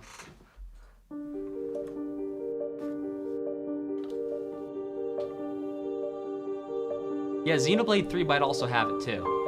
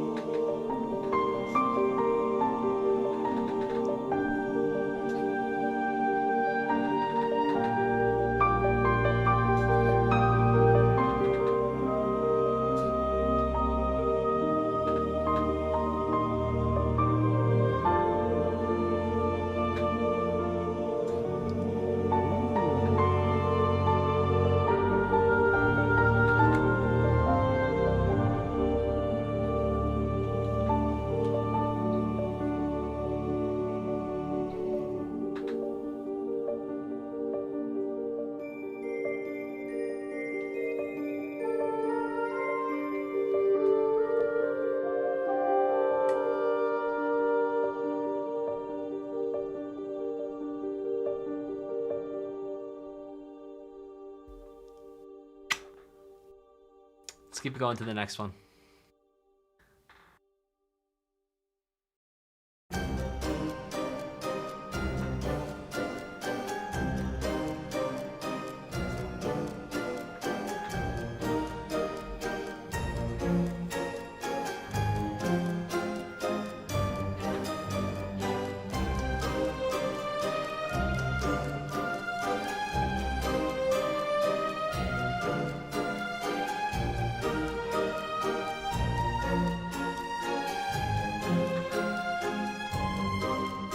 Nice, Soul. That's fun.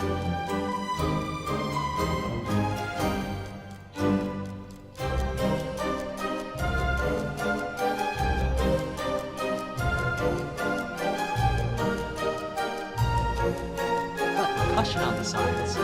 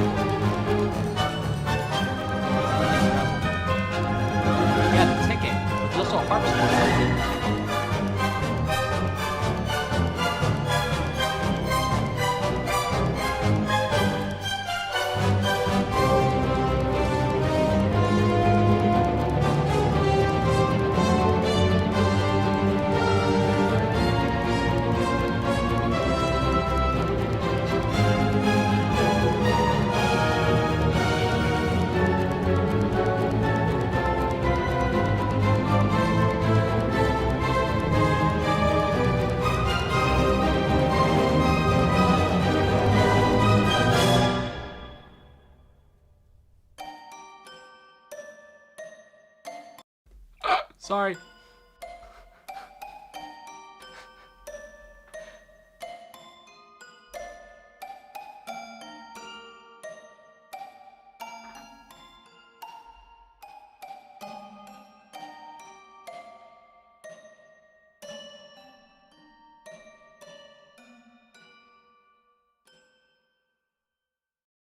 Right at the end, we're to go back to 1. I thought maybe he was gonna leave it on the 5. He did not. What does that even mean? To leave it on the 5 is slightly different from leaving it on the dance floor, I'll have you know, but sometimes maybe not quite so different. So, leaving it on the 5.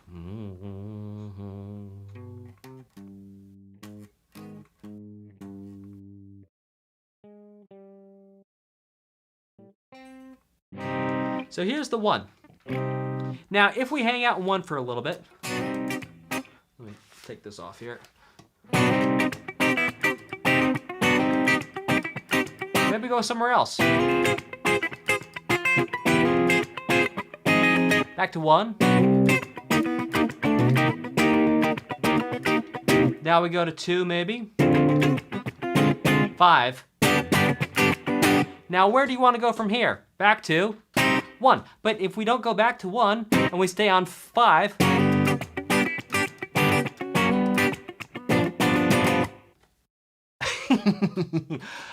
you're like, wait, where's the end of the story? Right, if you end on 5, you don't go back to 1, that can leave things feeling, well, a little half finished, which is why it's sometimes called a half cadence.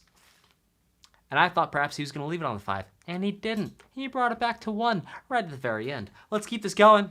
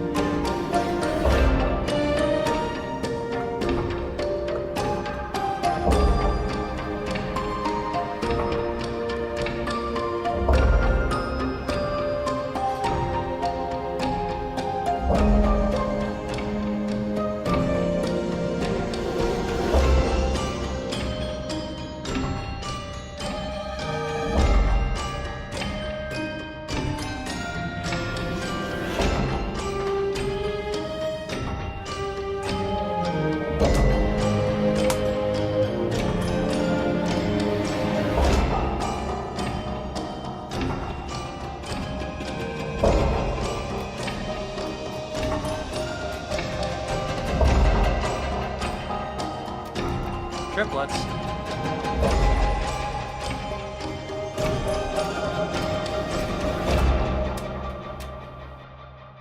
Absolutely delightful. And I'll tell you too, the sonic palette is really starting to change now. Like the first, what was it, 10, 15 tracks as OST, it was primarily orchestral. And that feels like we're in a totally different world. I'm guessing we're maybe in an act 2 or something like that, just based on how different the music has been the past couple tracks, and there's this sort of clockwork thing going on. We're somewhere totally different now. No doubt about that. No doubt, Cub Scout, let's keep it rocking.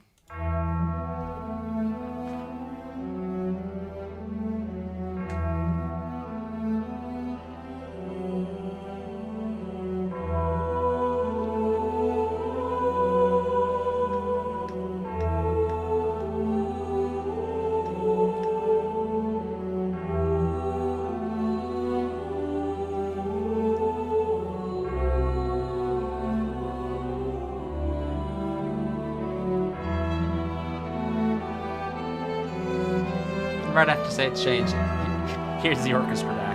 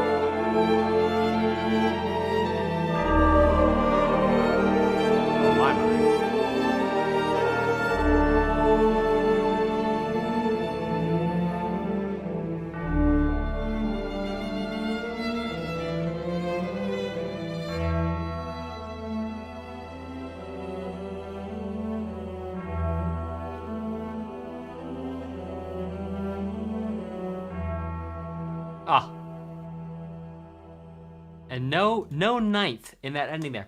Now, you might be wondering, how do I suss out the changes in games and things going on in pieces of music just based on the music? Well, I have 2 words for you, and the 2 words are pattern recognition. I'll tell them to you again. The 2 words, pattern recognition. When you sit in a room by yourself and practice guitar for 12 hours a day for a couple years, and then you go to music school, and then you write books on music, and then you create music yourself, and then you go and you spend, however many hours we've done on this channel listening to OSTs, and then you also play video games too, you start to recognize patterns in different places. And those patterns, it might look like magic, but it's not magic. It's actually kind of an algorithm that's running in my brain in the background. And every once in a while, it'll spit out a piece of information into my cortex and I'll go, huh, yeah, that feels right. And then I'll say it and it is right. But that's all it is. It's just pattern recognition. That's all it is.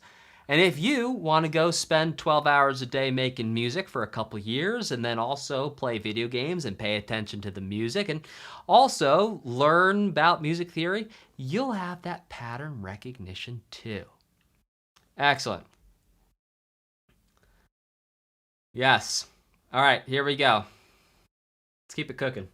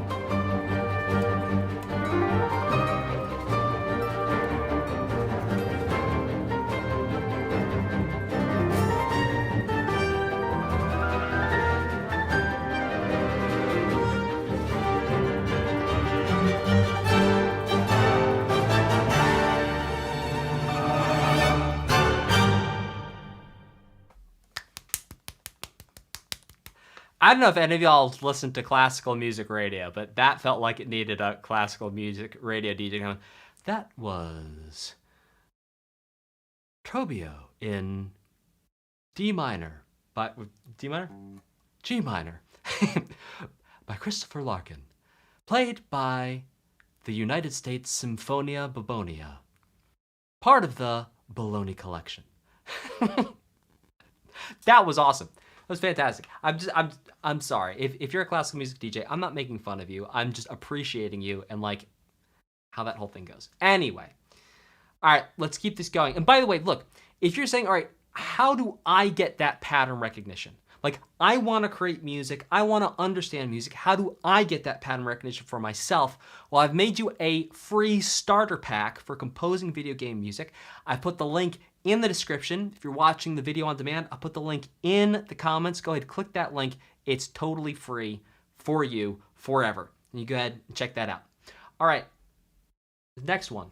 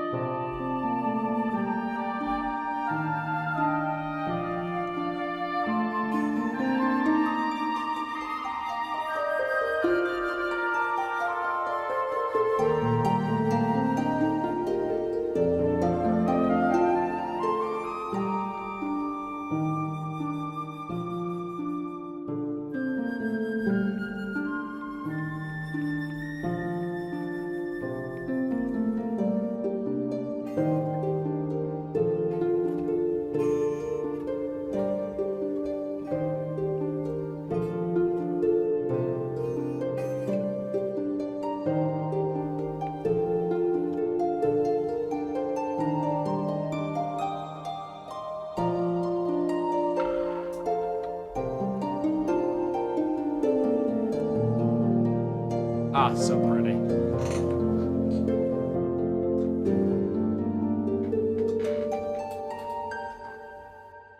Gorgeous. So something for us to look at is the first half, really, of the chord progression we heard underlying this. From the key of G minor, we hear a 1 to flat 6 to flat 7 to 5 minor, 1, flat 6, flat 7 to 4, 1, flat 6, flat 7, 5 minor, and then it went somewhere else.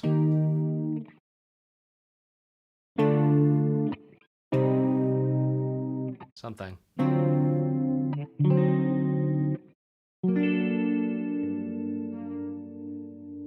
Gorgeous stuff. Let's keep it cooking.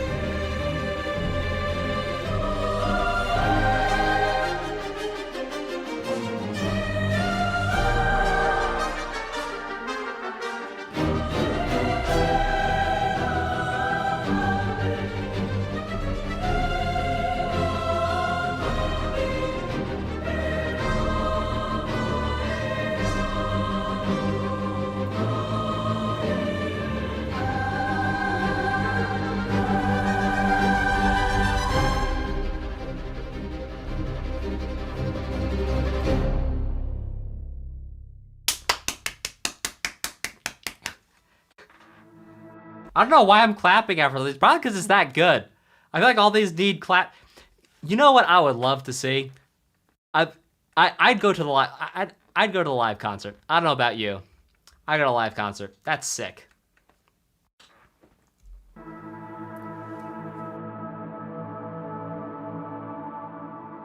Wow, is this the most electronic start we've heard?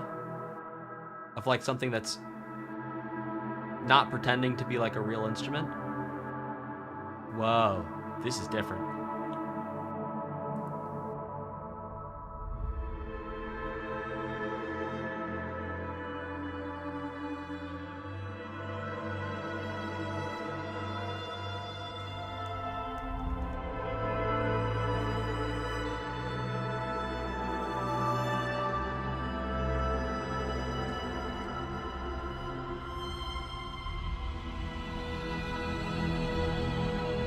Strings.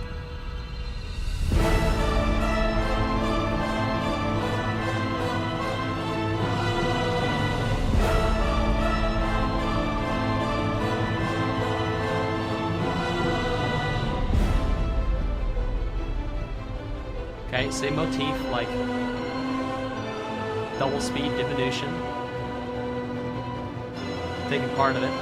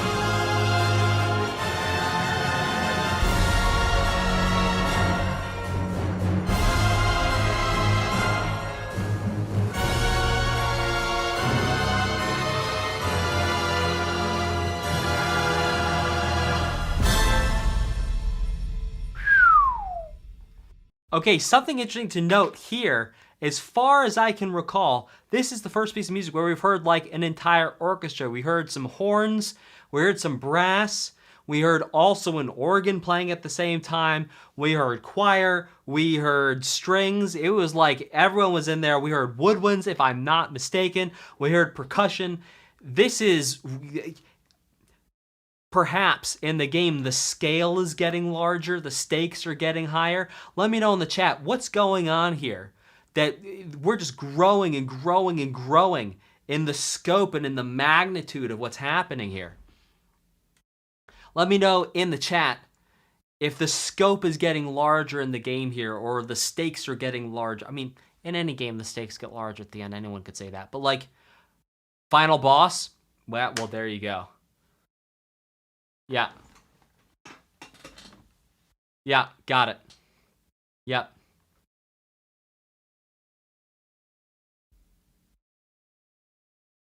Got it.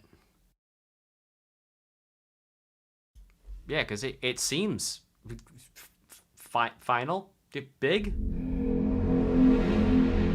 of import.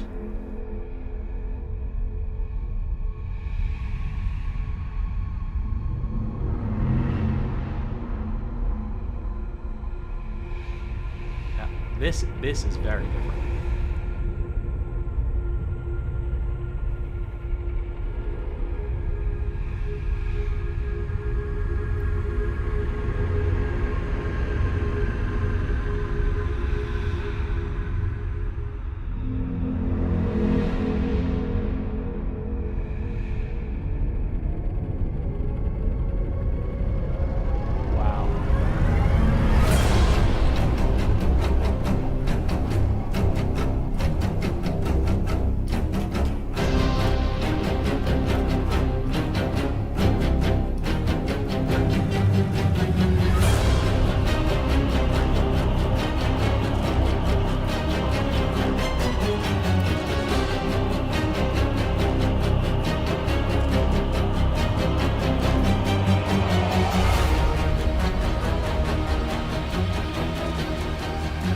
Up a minor third.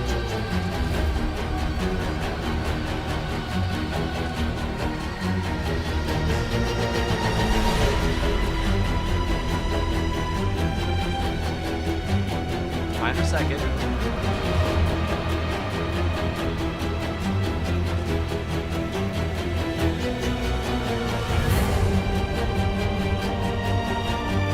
Minor third.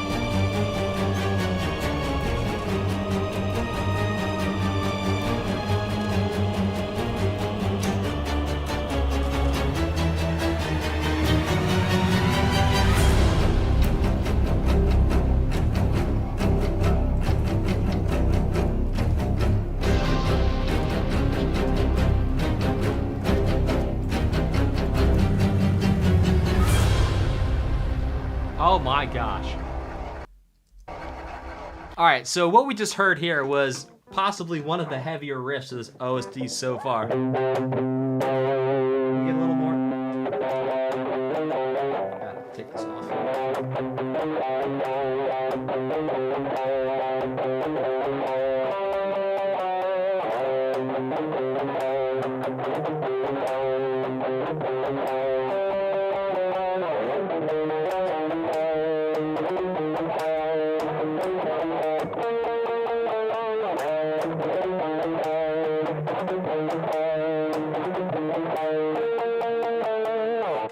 And we heard it going up by minor thirds as well, which is the same idea that we heard with those minor chords back in, oh my gosh, where did we hear it? We heard it in Hunter's Tale. We also heard it in one other place here, but we're hearing that again, but this time with the actual riff going up and down. You might be saying, well, Dan, what on earth is a riff? Well, a riff is something that you play with some low notes like this.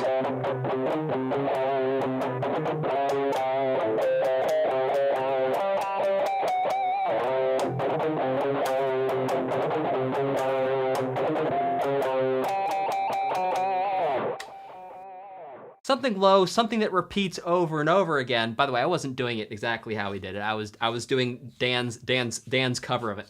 But the point is, you have this repeated idea over and over again that's with these low notes that you can like recognize. That is a riff. All right, let's keep it going.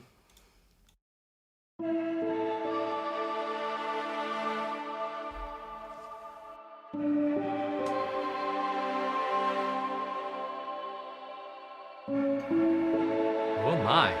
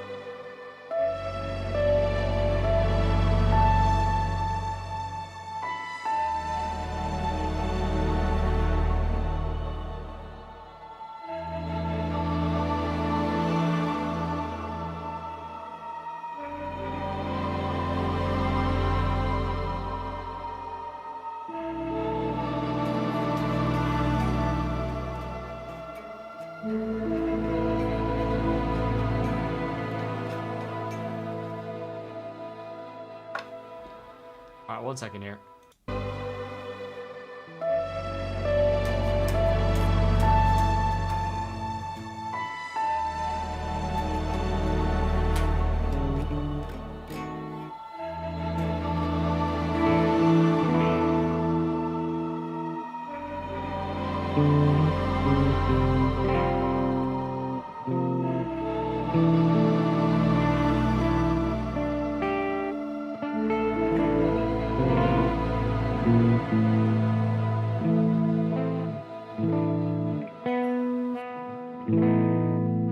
There it is.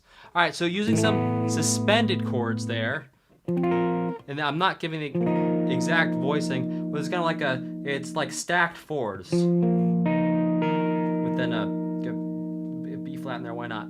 To like a or a, and then it ended up with a little bit of a tongue twister there. We did it.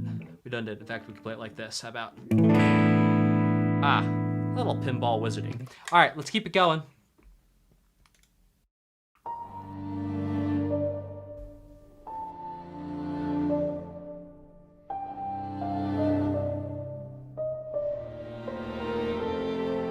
So Tommy says it's a 4-note leitmotif.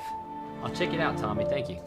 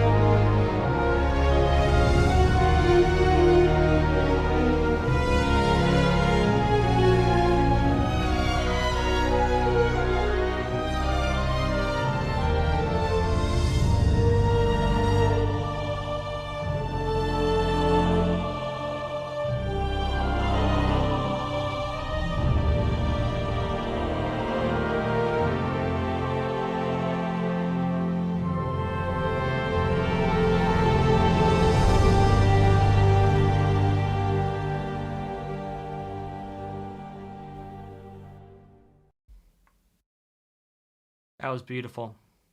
I'm not sure who Seth is, but let's take a moment for Seth. I'm seeing in the chat here.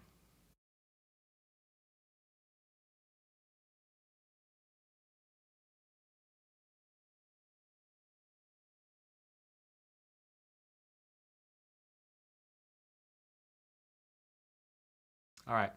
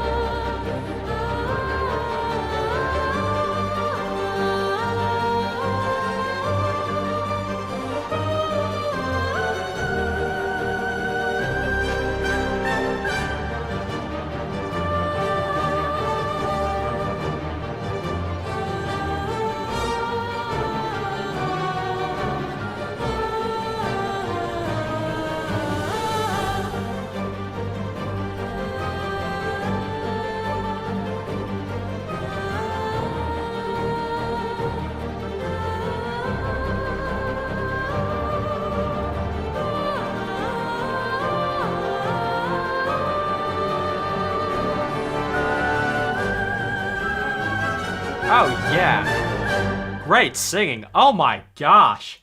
Wow. Who is the vocalist? That was fire. That was pitch perfect. Oh, my gosh. What a vocal performance. Wow. Well done. Wow.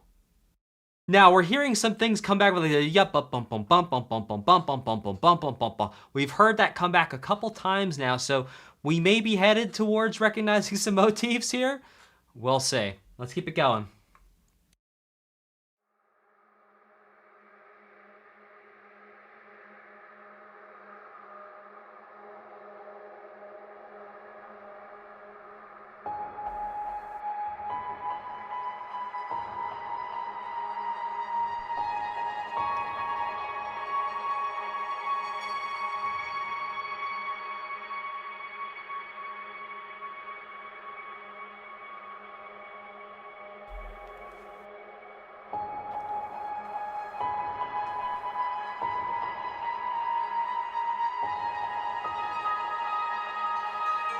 Now this is going back to like our first thing, right?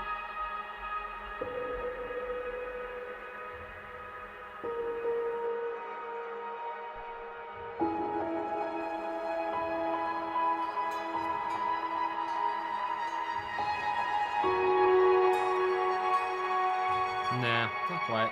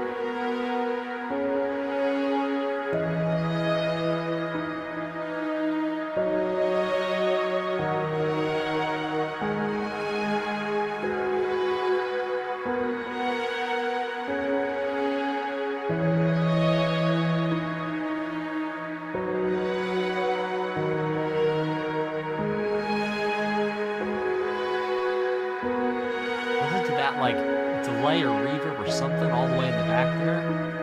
really interesting.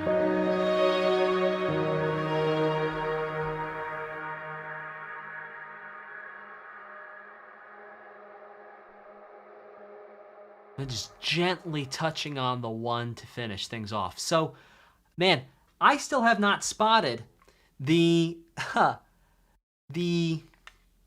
motif here. I've not spotted it yet. But we've got 10 tracks left. We're in the final countdown. Let's see if I can't figure out what's going on here. Next.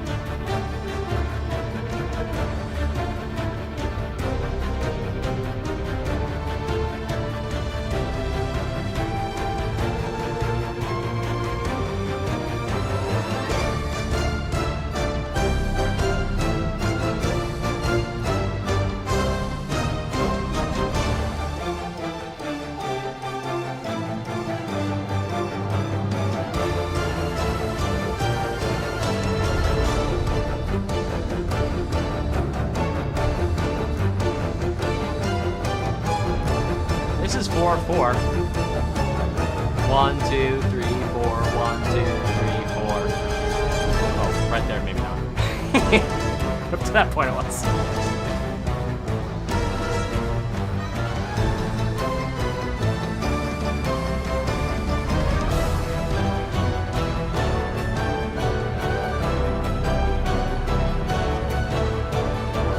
Oh no, that was 9 right there.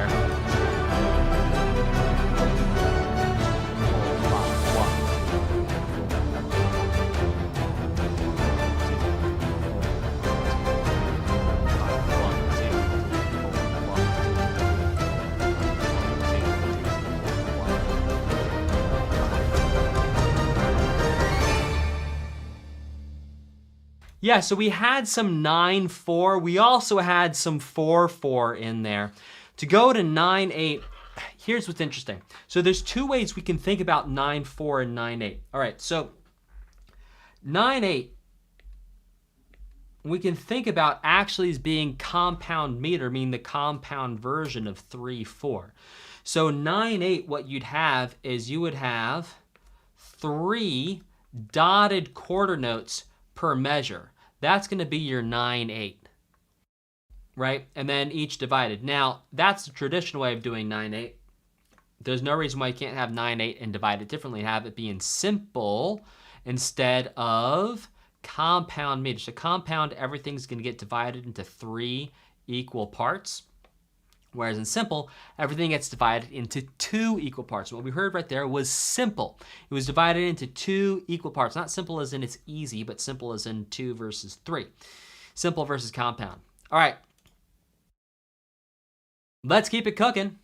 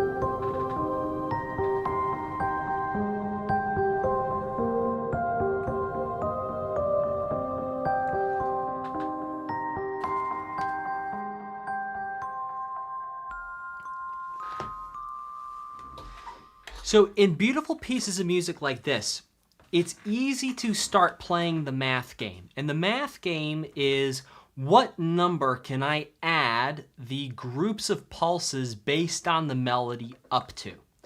Now, if you add 7 plus 8, you sure do get 15. And indeed, you have precedence in recorded music history of pieces being in 15. This is not something that has never been done before. It's not something that can't exist. However, what I'm going to invite you to do is I'm going to invite you that instead of thinking about it as the most chunked up version of it, which would be 15, and you could hear the 15 as in there's one melody phrase that's taking 7 beats to complete, and then there's a second melody phrase that's taking 8 beats to complete. Instead of sticking those two together, perhaps think about them as a group of 7 and then a group of 8, because then it doesn't really matter what's going on. And then also within the 7, the question then becomes, okay, what is the actual metric hierarchy within the 7? So let's listen and I'll show you.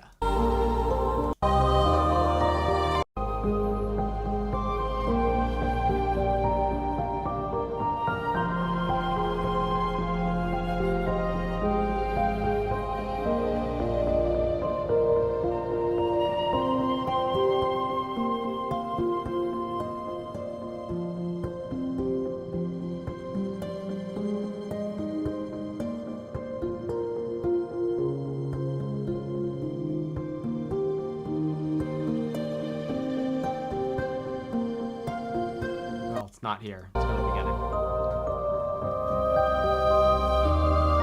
6, 7, 1, 2, 3, 4, 5, 6, 7, 8. Now within the 7, what do we hear? We hear that there's a group of 3 and then a group of 4.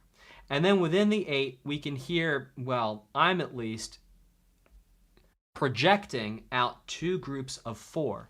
And this is really how we can rhythmically understand what's going on in the music. We say, okay, at the highest level, we could think about this at 15, but 15 doesn't really help us understand what's going on.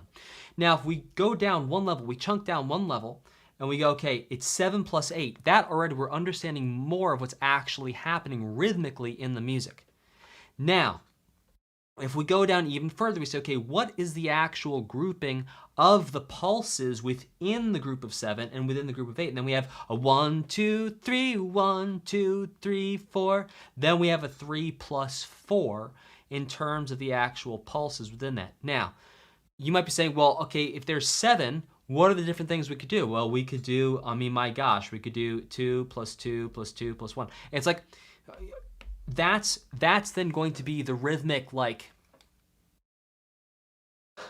yeah, it's the rhythmic feeling. It's the rhythmic hierarchy. It's the metric hierarchy that's put into that 7, that the 7 is expressed with.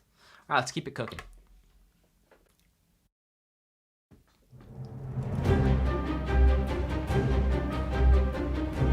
Yeah, it might be more like 3, 4, 3, 5 wide out. Yep. In fact, let's go back and put a nail on that one.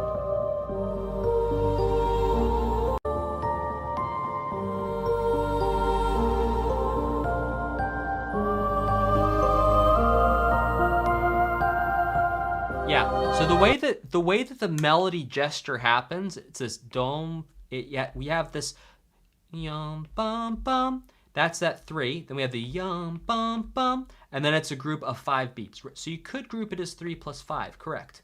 Because in each case there's a yum bum bum, and then something that happens afterward. So yeah, 3 plus 5 is the way you could do it. But again, that's basing it off the melody.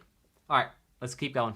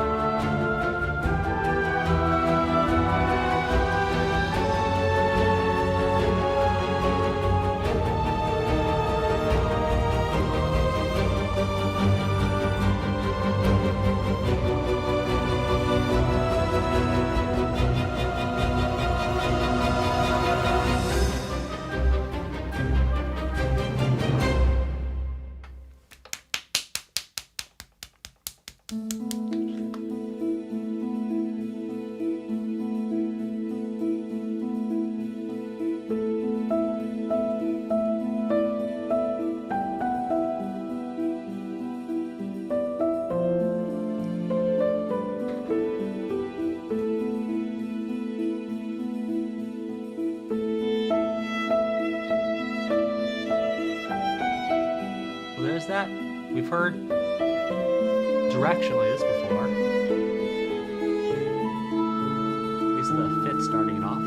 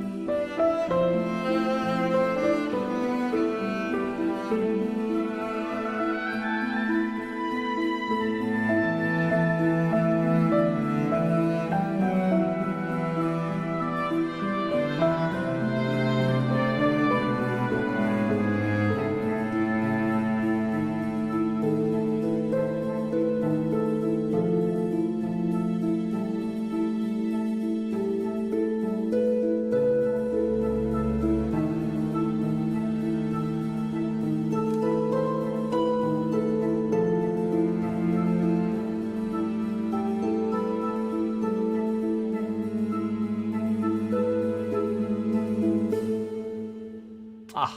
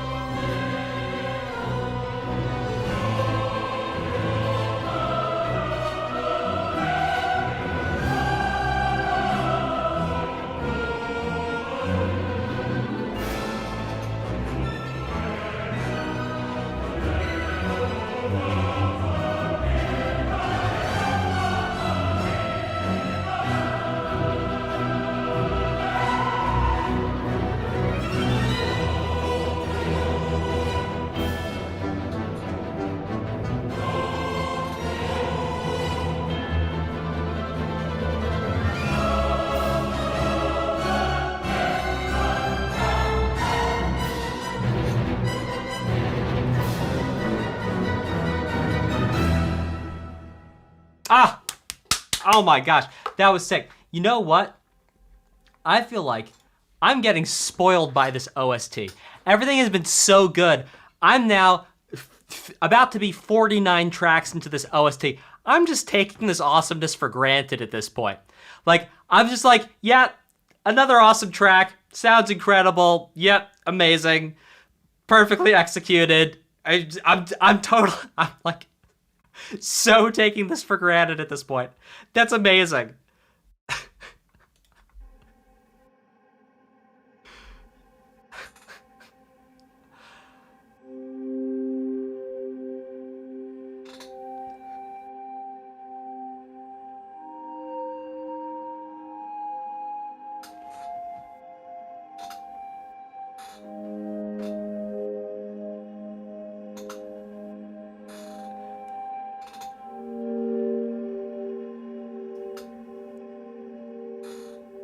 I gotta get a chair that doesn't squeak when I rock back and forth, huh?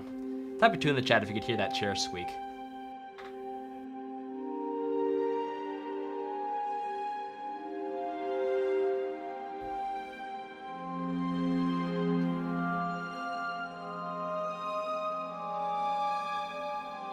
Oh, you guys could hear it, huh?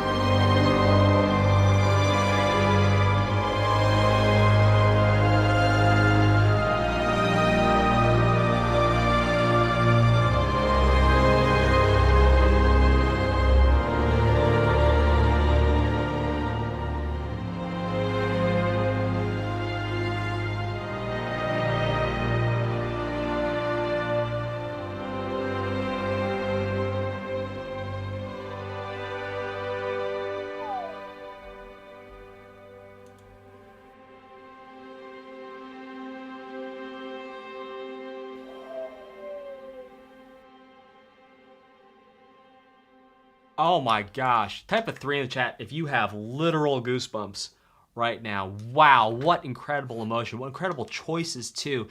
Even at the end, it sounded like the string players playing closer to the bridge there, really bringing out that sort of whispery sound. Wow. Legit goosebumps. Goosebumps. Wow, Goosebumps City. I don't know if you can see that. Yeah. Look, it's my arm. Look, it's my arm. Okay.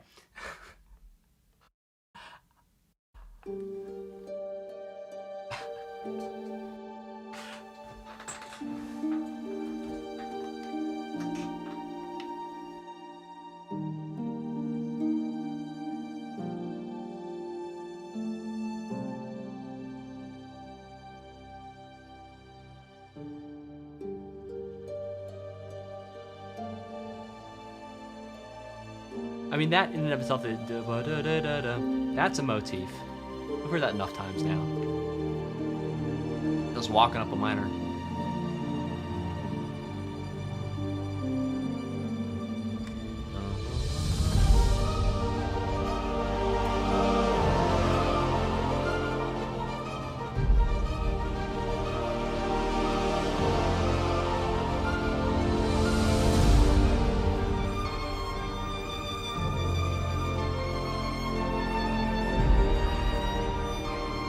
It's also kind of like from the beginning too, where it has that flat 6 in it. Beginning chord progression.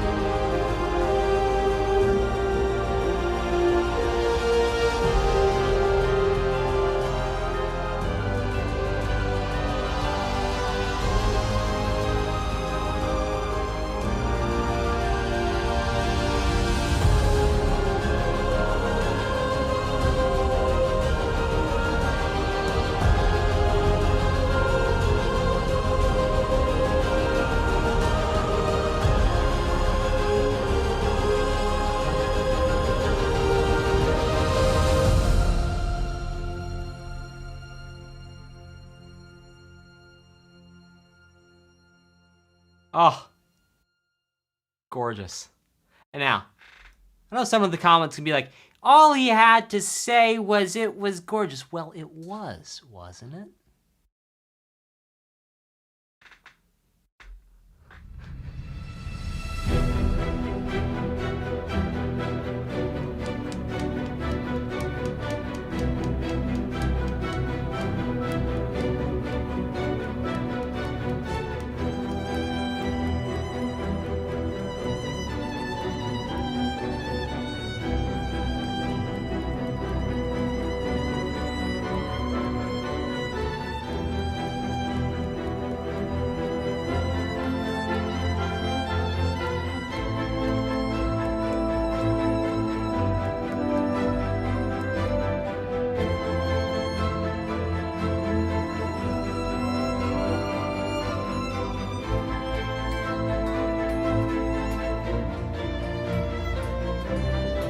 Well, that's like from the very beginning of the OST, that motif is.